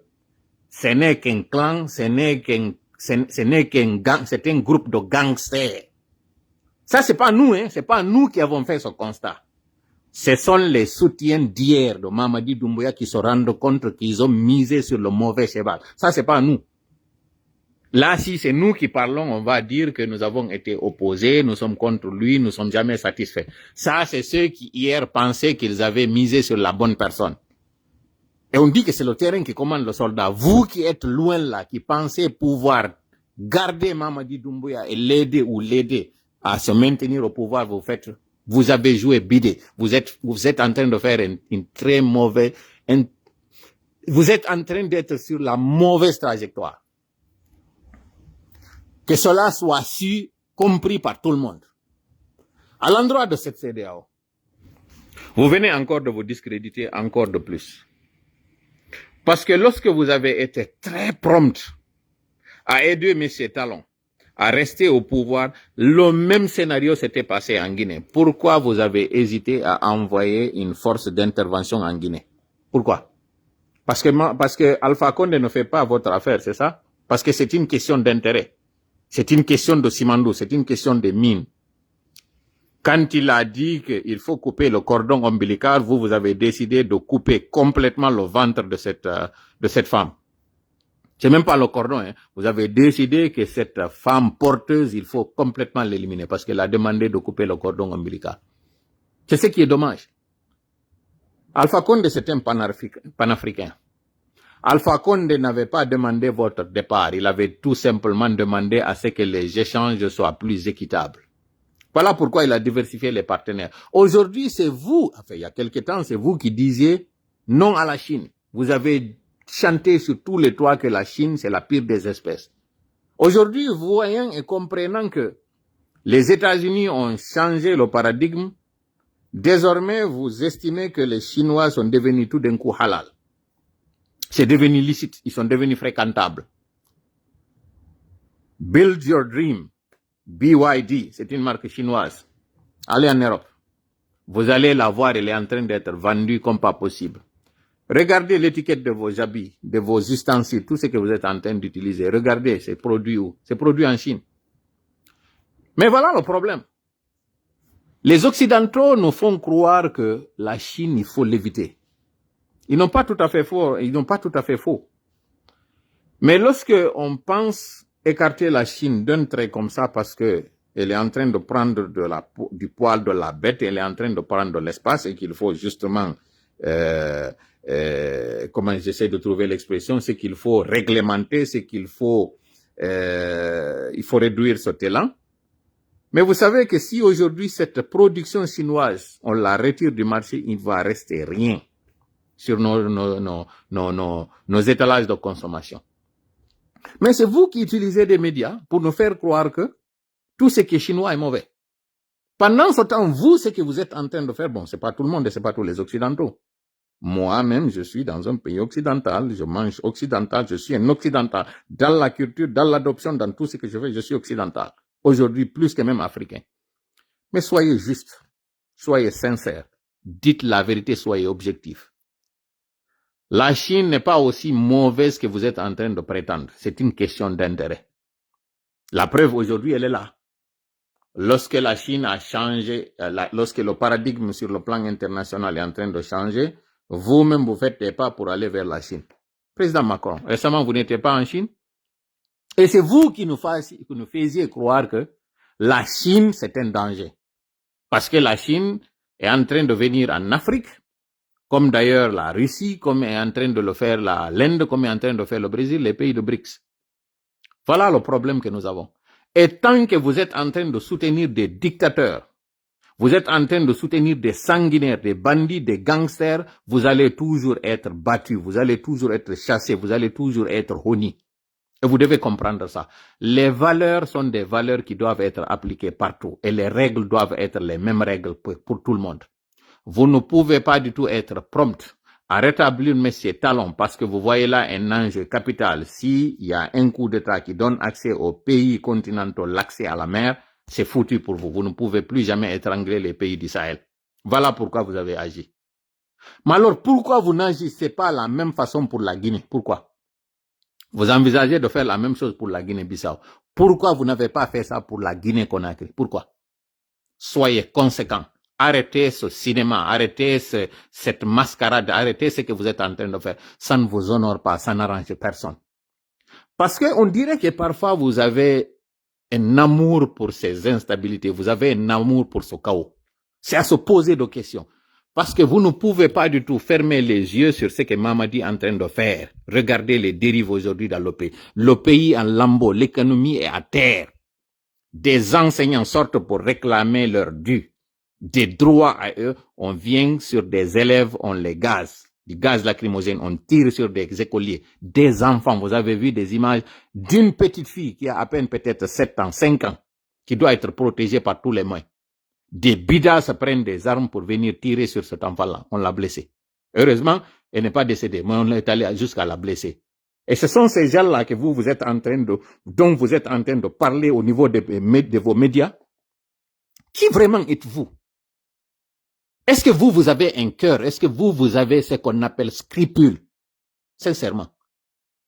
Et c'est vous qui avez le kilo d'aller dénoncer parfois ce qui se passe dans certains pays parce que ça ne cadre pas avec vous, vos idéologies. Ça ne cadre pas avec vos intérêts. C'est comme ça que vous avez fait en Libye. C'est comme ça que vous avez fait partout. N'est dictateur que celui-là qui n'est pas en train d'agir dans votre intérêt. Sinon, Paul Biya est là. 9e mandat. Vous ne parlez pas de lui. Pour revenir à la Guinée, lorsqu'il s'est agi de faire un assaut pour libérer Conakry, la capitale Sierra Leone était à quelques microns du palais Sékou Touré. Pourquoi vous n'avez pas fait venir un MiG pour venir bombarder le palais afin qu'on déloge? Parce que c'est ce que vous avez fait. Bombarder les alentours du palais pour déloger cette colonne qui venait vers le palais aurait pu stopper net la progression de Mamadi Doumbouya. Pourquoi vous n'avez pas fait ça? Et en ce moment, même si vous alliez encercler la présidence, mais au moins vous auriez exigé, parce qu'ils n'allaient pas tenir longtemps.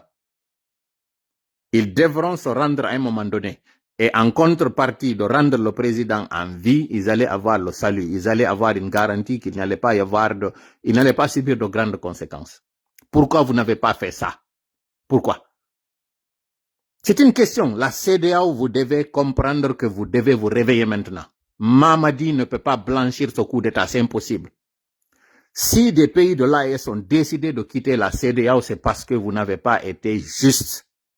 Les peuples de l'AES ont soutenu les jeunes malgré les difficultés qu'ils subissent aujourd'hui, mais ils ont vu que vous n'avez pas été là au moment où ils voulaient que vous soyez là pour eux. La Guinée est en train de voir la même chose. Pourquoi attendre que les choses pourrissent pour venir en gendarme? Pourquoi ne pas venir avant que le feu ne soit là? Regardez ce poste-là, un journaliste que vous connaissez. Et on parle, les journalistes font partie de ces corps de métier qu'il faut protéger à tout prix, qu'on ne doit pas toucher. Lorsqu'il y a un journaliste qui est touché sur le terrain de combat, vous parlez de lui, vous faites toute une solidarité. En Guinée, combien de journalistes aujourd'hui sont malmenés? Combien d'activistes de droits de l'homme sont malmenés en Guinée? Est-ce que vous faites même de ça un commentaire? J'ai été sidéré l'autre fois de voir que, parlant de la presse, je me rappelle pas, le journaliste qui a parlé de ça. D'ailleurs, vos médias, quand je regarde vos médias, je suis répugné. Quand je les écoute, je suis répugné. Parce que ça saute aux yeux. Vous ne cachez même plus le mépris que vous avez pour les droits de l'homme quand il s'agit de la Guinée. Vous n'en faites même pas un gros titre. Vous parlez de ça de manière survolée.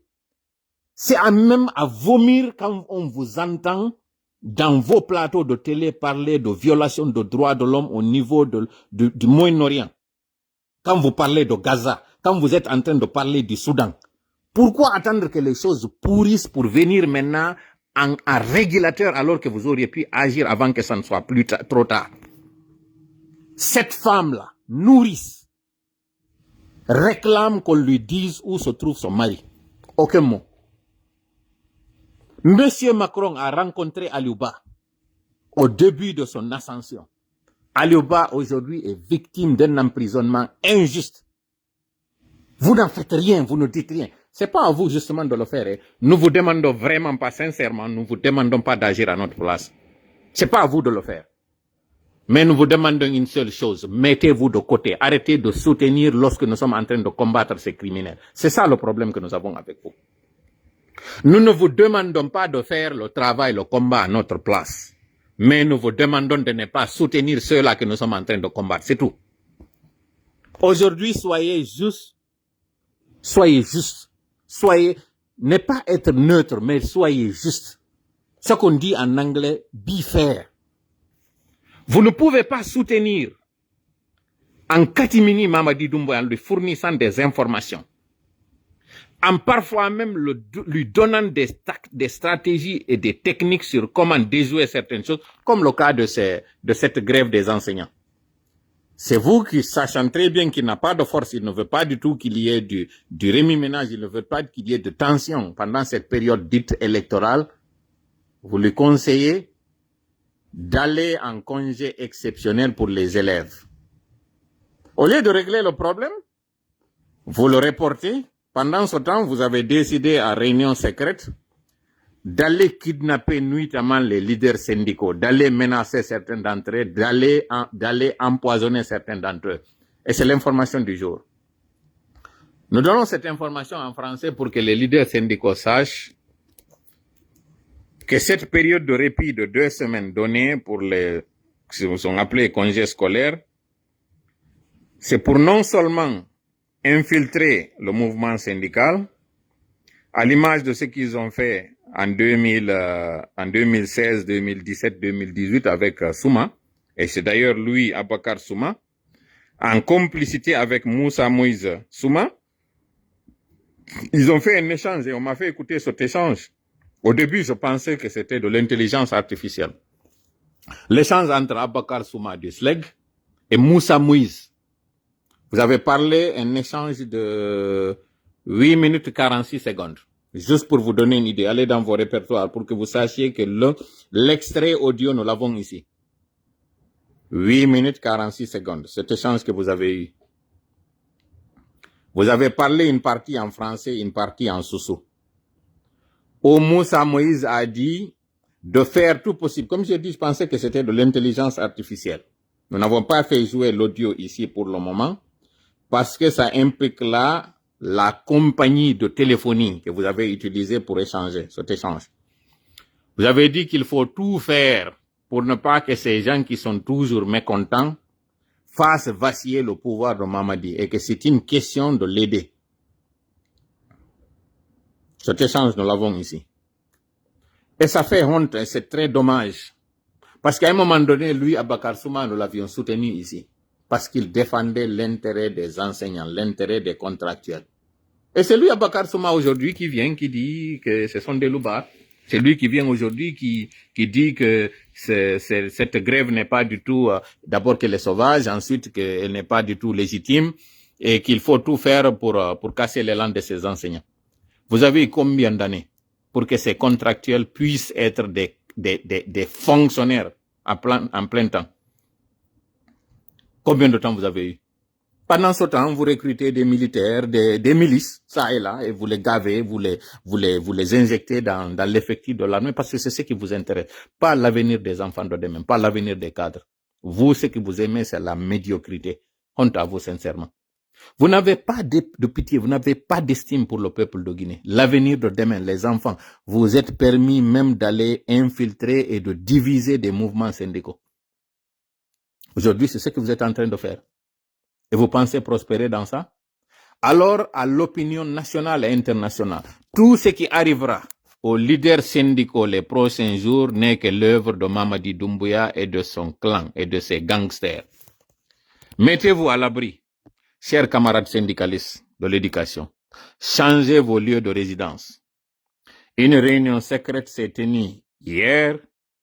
Au cours de cette réunion, il a été décidé de vous pister et de savoir où vous vous trouvez pour venir vous kidnapper nuitamment. Après votre kidnapping, certains d'entre vous seront menacés, intimidés, et on montrera que ces personnes-ci, elles persistent. La même chose qui est arrivée à Abdoulaye Sow, paix à son âme, risquerait de vous arriver. Vous avez tous entendu comment ils ont kidnappé un leader politique pour l'amener quelque part, le déshabiller, le bastonner. Ce leader politique aujourd'hui ne parle plus de politique. Il a complètement décidé que la politique, ce n'est plus son affaire parce qu'il veut sauver sa vie. Et lui, c'est un proche à Mamadi.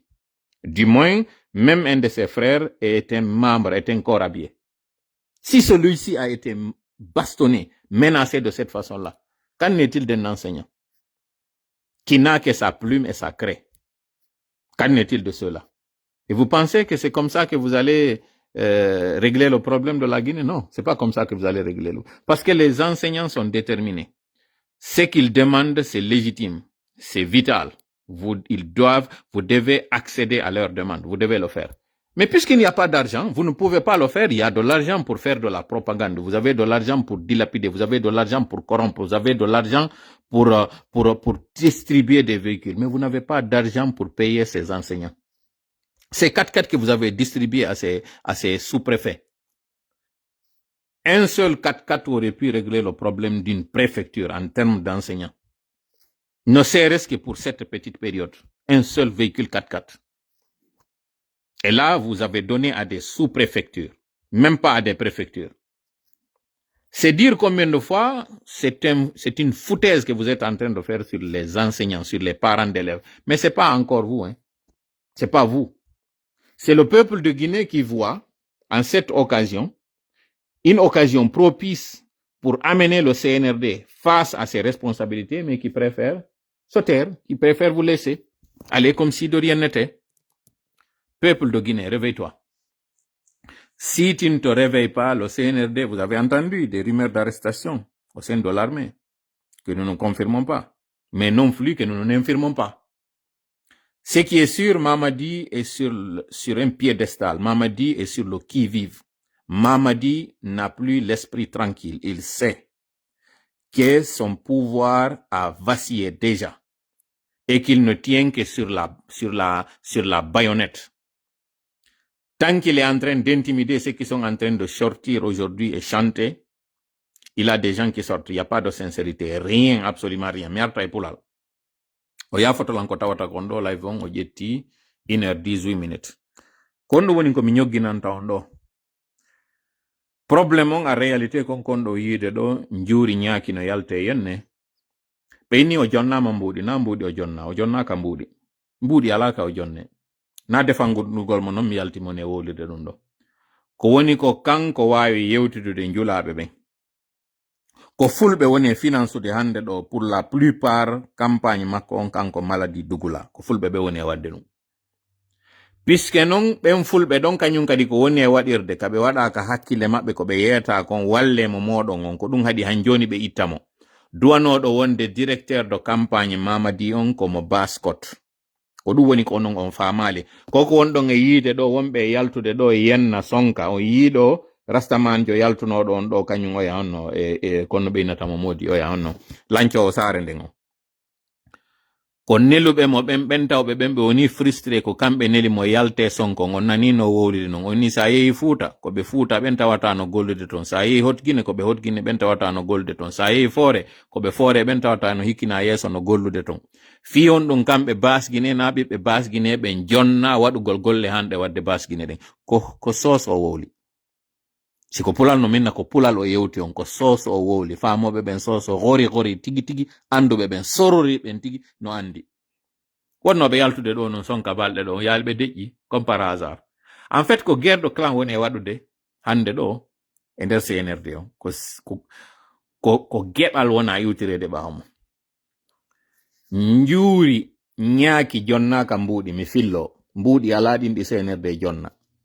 ɓe commandike noon mbuuɗi ari plan sabiye on ɓe fuɗɗike gollede conséquence ji muɗi non e nder ɗe balɗe ɗe jonte wonde arde ɗo kala ko yeyeteno 150 000 wonta e 250 000 parce que ka plan international on sikka e noon fewndo ɗo ko parce que yimɓe addi devise ji yawɓe vacances ji ɗin fi fendane on hino addi devise ji on sikka ko ɗum ɗo woni e waɗude hande ɗo ni mbuuɗi ɗin ɗi ala valeur on sikka ko ɗum on sikka si ɓe fokkitoyɗo ɓe inni sodoygol ɗi ƴawitoya ɗi ƴawata yanugol majji on ɗo ko site libre waɗata ɗi ɓurta e kañum kadi yanoyde ɗo ɓe andu ɗum ɗon noon ɓe anticipe si ɓe inni ɗo ɓe moƴƴinde biyede 50 000 e 100 000 ji ɗi ɓe andu gasa ɓe anticipe andi mo andi hirande mum ko ɗeɗɗede alan sara heway tun on tipo waɗa dande jama lagine son andano ɗum mi ara mi furñitana on ɗuɗo mi fillito directoire de campagne on ko base kotiyejo duwano jonnede ɗum no andirno ɗon noon fewndo tampadre ko kanko kasori waɗano directeur de campagne on jeeyaɗo baskot neɓino ka njuuri ñaaki duwano ittede ka poste makko kono ɓaytun ko o pullo ko fulɓe ɓen ɓe haton jini ko ɓe manipula fiyo ɓe wawa heɓude no ɓe équilibrira ko ɗum waɗi si wonɗon e yide ka fewnda ɗo ni mbuuɗi lanni e leydi ndi ko njulaɓe ɓen ɓiƴa yaltini ɗi mbuuɗi ɗi wonɗon e yide ɗo no jonnude partout bonne nouvelle on noon sikko ano mi wiri on noon en waɗi duwa en toriki Allah yo Allah jattitu jawle ɗe ɓe jogiɗe ndeno CNRD yana ɓe anduno ɓe fop hino sutenude non CNRD haray ɓe ɓilli ɗin mbuuɗi ɗi ɓe dépense ɓe hettataɗi kañum kadi par ce que wolniɓe ɓe nanali ɓe jaɓali ɓay ɗon ɓe jaɓali no ɓe jaɓiro e aroyay fop hino andi ko alqur'ana fi annabi Musa no yewtira no waddiri noon e Firawna kono piiji ɗiɗi ɗi Firawna nde annabi Musa waddi e Firawna waddi e Qaruna ɗi tawata hiɗi sendita c'est-à-dire ɗi yuɓɓindiraka Allah no yewti fi Qaruna ka nder alqur'ana ko honno tawirno ko jeyanoɗo yimɓe annabi Musa ɓen o bewi e maɓɓe sabu noon ko o bewi e maɓɓe ko Allah ñande go waɗi o yaltoyta himo ɓorni e nder cuɗari makko ni yimɓe makko ɓe yi in ara mi waynowo makko ɗo kanko Qaruna sabu ko tawata ko yimɓe mo yiidemo e nder ngalu makko yiya wacca fi makko sikka kanko adu makko moƴƴi o haaɗali ɗon tun o tawi yo toño annabi Musa yo ndaaro ɗin tunuɗi e ɗin ɗi o bakata e annabi Musa fi annabi Musa yan ko ɗum Allah waɗoymo Allah waɗi leydi ndin ndi moɗimo taw kanko woɓɓe go fuɗɗi yaltude wi'a ko leydi ndin moɗirimo ko fi yo jawdi makko ndin heddano annabi Musa yimɓe muɗum ɓen ɓay ko wonɓe ɗaɓɓude kaalisi ko ɗum ɓe wi ɓe inni ko tampuɓe Allah moɗini leydi ndin kañum kadi suudu makko nun e jawli makko nin fop naati ka nder leydi kono hakkunde mutugol makko on ɗon yimɓe ɓen ala yuɓɓindirde gibi ɗum ɗon noon waɗono e yawgol makko ɓillo kanko Firawna tampereji waɗoynoɗi yeeso ɗon ɗin haasi kanko kadi noon ndiyan ɗam moɗoymo ɗiɗo ɗiɗi ala ka yuɓɓindirede par ce que si a yuɓɓindiri ɗiɗo ɗiɗi a waway faamude laamu ndunde rankewunde no yana wo taw ko support économique on taw adoto yanode ko ɗum ɗo taw Allah fukkinta ko ɗiɗo Allah taw ɓunata ɗi yana taw few suti yemɓe ɓen sattende nden noon on tuma noon si nde aroya ha laamiɗo noon o fiida o mono hande kadi o yalta noon ka o suuɗi ɗon o yalta noon hande kadi ka orgueil makko ka confort makko par ce que o desida ɗum ɗo ko min tigi moto ka terrain yaha régloya ɗum ɗo mijite dadis ñande o anduno laamu makko ngu fuɗɗike soñjade na kanko tigi yaltuno ka pale makko yehi tawoyi tumba si tappimo fiyon ɗum Firawna hani no immina soldaɓe muɗum ɓe wi'a jokkiteɓe yaho nangoyoɓe addanno lamɓe ka pale ɗo ɗon sika ko ndu waɗi si Firawna kañum tigi ɓorni coñci muɗum ɗin ƴawi e hoore pucci muɗum ɗi wi jokkitay ɓe ɗo fiyon ɗum soldaɓe makko ɓen tun yo naali ko ya waɗoya ɗum ɗo a waɗo kañum kadi mamadi o yaltay ka woni ɗon ka pale makko o yaltay ka o suuɗi ɗon Parce que sattende den crise ko wonɗon e yiide hande ɗo no yennidire wonnoɓe ka kam makko ɓe division on waɗay tellement que kanko kadi o inna par sentiment de fierté de dignité ko ma o yalta o régla ɗum ɗo holla ki yayin entente holla jama on qu'il est populaire yo yalta noon de ñando ya ko waɗoyta kon. Mamadi, si tu es courageux, tu es fort. Arrête de te cacher, sors. Sors, fais comme Alpha Condé avait fait en 2020. Va à Zérekore, va à l'intérieur du pays. Sors de ta réserve, sors si tu es homme, sors. Arrête de te cacher. Dévoile-toi au public, montre que tu as le courage. Montre que tu es un soldat, tu as appartenu à la Légion, que tu es allé, tu as fait fort, montre. Montre que tu es digne d'un Fakoli, Mamadi. Sors. Arrête de te cacher. Même pour ôter ta tenue, tu as dû faire ça en catimini. Ta nationalité, tu avais fait la demande qu'on te décharge de ta nationalité, mais ta femme t'a conseillé qu'en faisant ça, tu risques gros, parce que le jour où on t'attrapera, la France n'agira pas pour venir pour aider son citoyen. On dira que c'est une affaire guinéo-guinéenne. Si en ce moment tu as reculé, ça montre que sans la France, tu n'es rien. Sans ta bunkérisation, tu n'es rien, Mamadi. Pourquoi aujourd'hui tu arrêtes des officiers? Pourquoi tu as agi de la même façon que tu es en train d'agir aujourd'hui? Sois courageux, sois un homme. Si tu es sincèrement un homme, montre que tu es homme. Arrête de kidnapper des gens. Arrête d'intimider. Sors comme le faisait Lansana Conté. Sors pour que les gens te voient. Sors comme le faisait Dadis. Tu n'es pas un homme, Mamadi. Tu n'es pas un homme. Si tu étais un homme, affronte les Guinéens, assume ta responsabilité si tu es un vrai homme. Arrête de te cacher, arrête d'utiliser des mouvements de soutien des femmes analphabètes, des personnes dans la misère. Arrête d'utiliser cette classe d'ouvriers, arrête d'utiliser des gens parce que tout simplement, tu es en train de les intimider, tu es en train d'utiliser leur précarité, leur pauvreté pour leur faire croire que sans toi, il n'y a rien. Sois courageux, conséquent, fort. Sors, montre tes muscles, montre-les.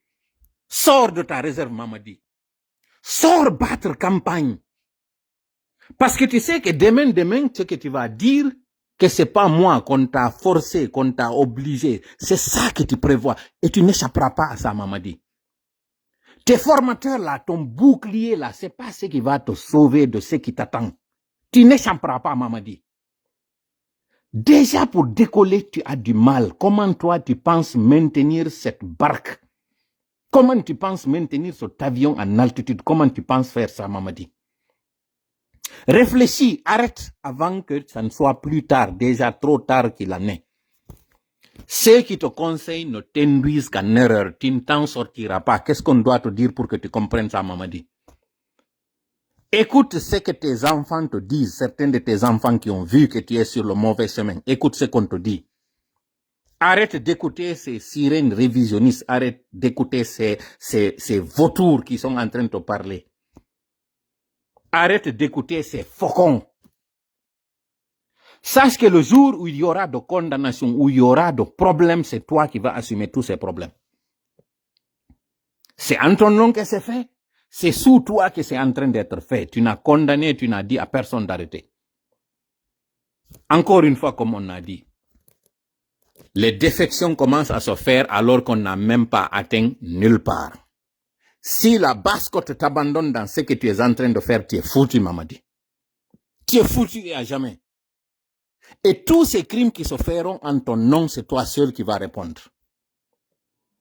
Tu n'as aucune porte de sortie.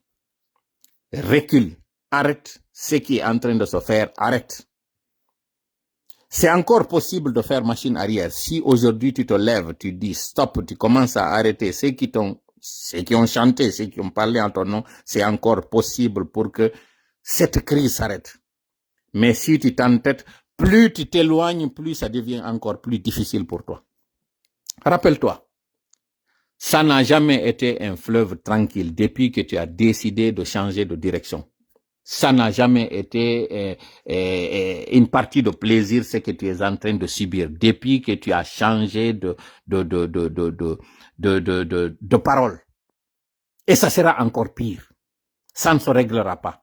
Parce que les crises mondiales s'ajouteront à la crise guinéenne et ça fera que tu ne verras pas le bout du tunnel, Mamadi. Comprends ça, essaye d'entendre ça, comprends. Si on t'a pas expliqué ça, que quelqu'un, que ta femme gendarme, que ça c'est, qu'elle te sorte un tableau, qu'elle te dessine dessus, voilà, tu vois,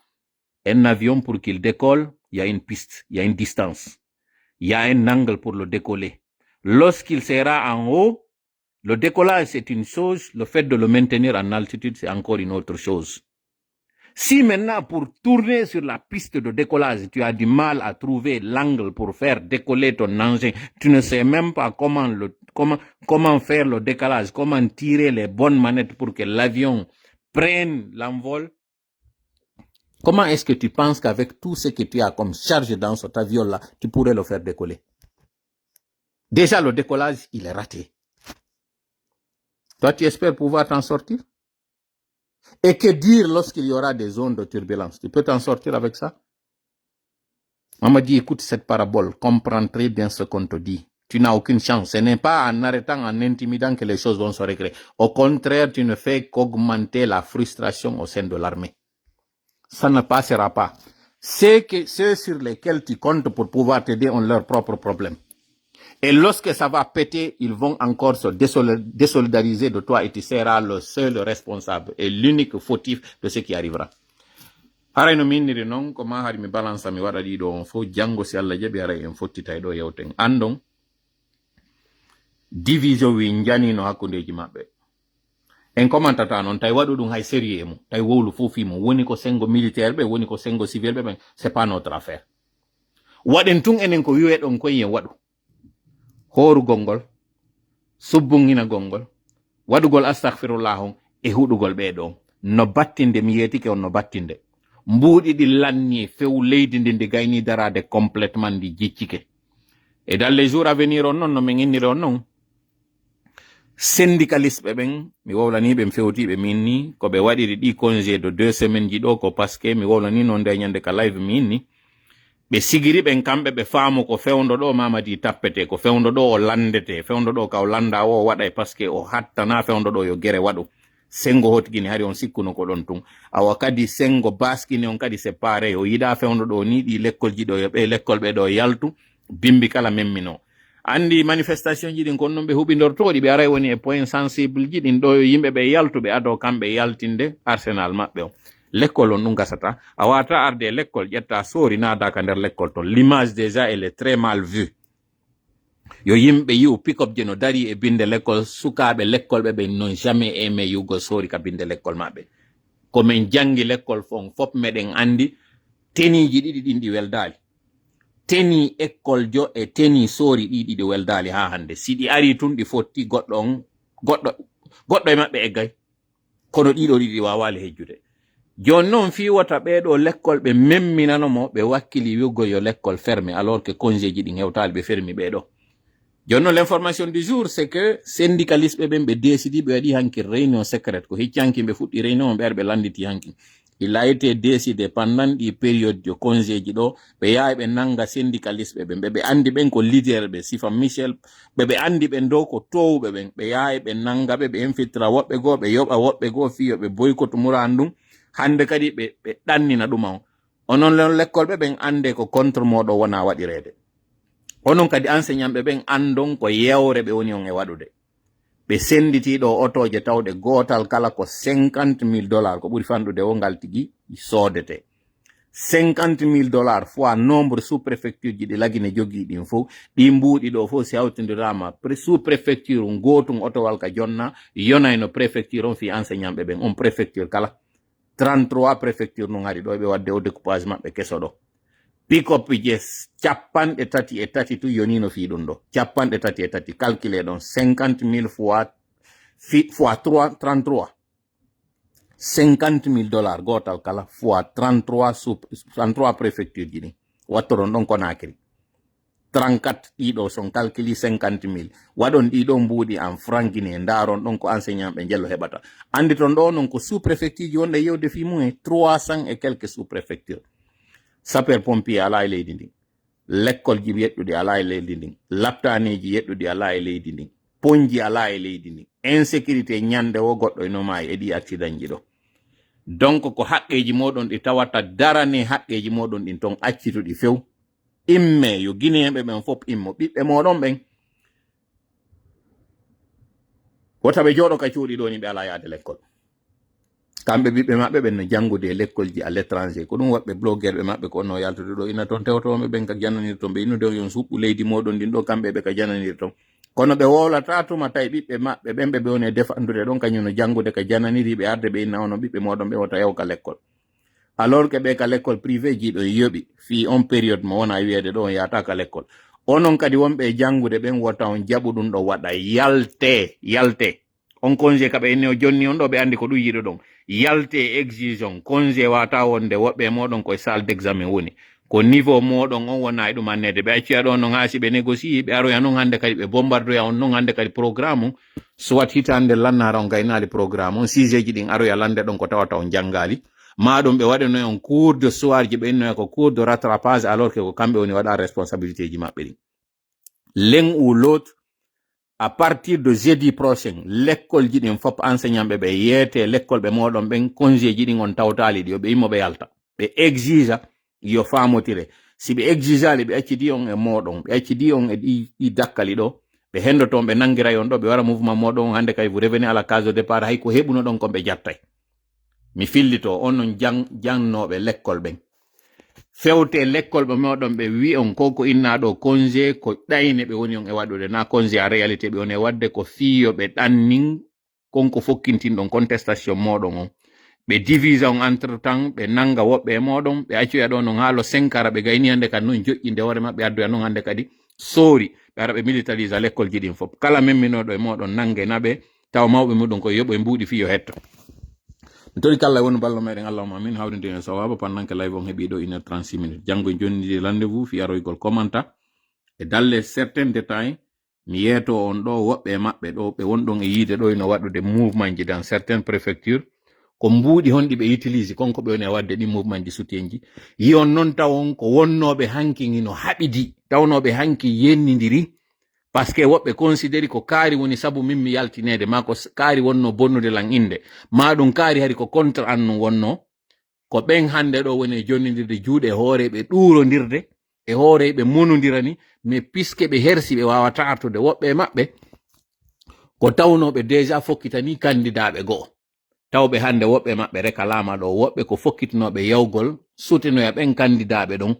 ɓe tawi ɓe wawata sutenude mo kanko maladi dugula ko ɓen candidat ɗon ɓe onno yaade ɓe sutena woɓɓe maɓɓe rekala yahaali e ɗi élection ji ɗo ko ɓen wonɗon yiide hannde ɗo no luttiti nder ton ɓay feere ala hino wallitade mamadi par ce que ɓe hersi ɓe wawatade yiltitade e meɗen ɓe inna ɓe arti quand même par ce que ɓe andi hersa ka ɓe mari kan ɓe wawata lurtide nder ton ɓe yi hannde kadi ɓe tedda ɓe yi hannde kadi ko woɓɓe goo wona ndaarede fimum e opposition janono entre Sellou Balde e kanko Ousmane Gawat e balɗe ɗo non yeɓe yalta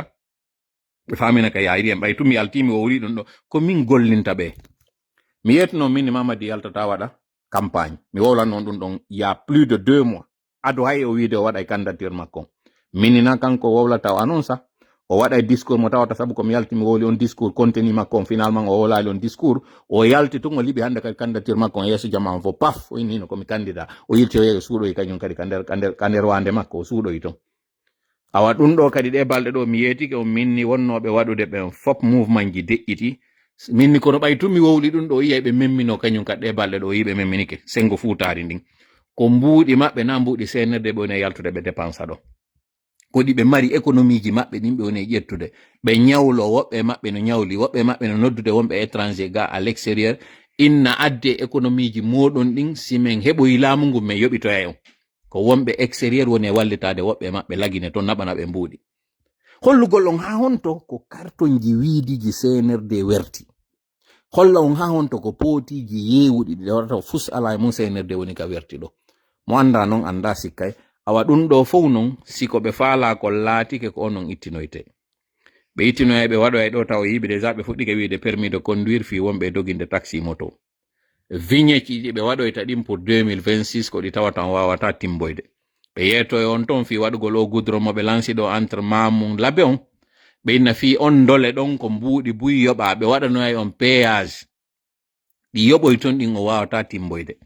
ɓe no fondi ɓe rusay on ɓay tun on nananali men woɓɓe maɓɓe hay woɓɓe moɗon hay e yalti waɗaniɓe propagande ji dans certaines préfectures et sous préfecture on hettay on sikkay ko minen waɗoɗo no tori kala woni balla meɗen allahuma min hawride sawa ballama min allahuma salli ala sen waɗa sallim wassalamu aleykum wa barakatuh en jonnidi rendez vous janggo si allah jaɓi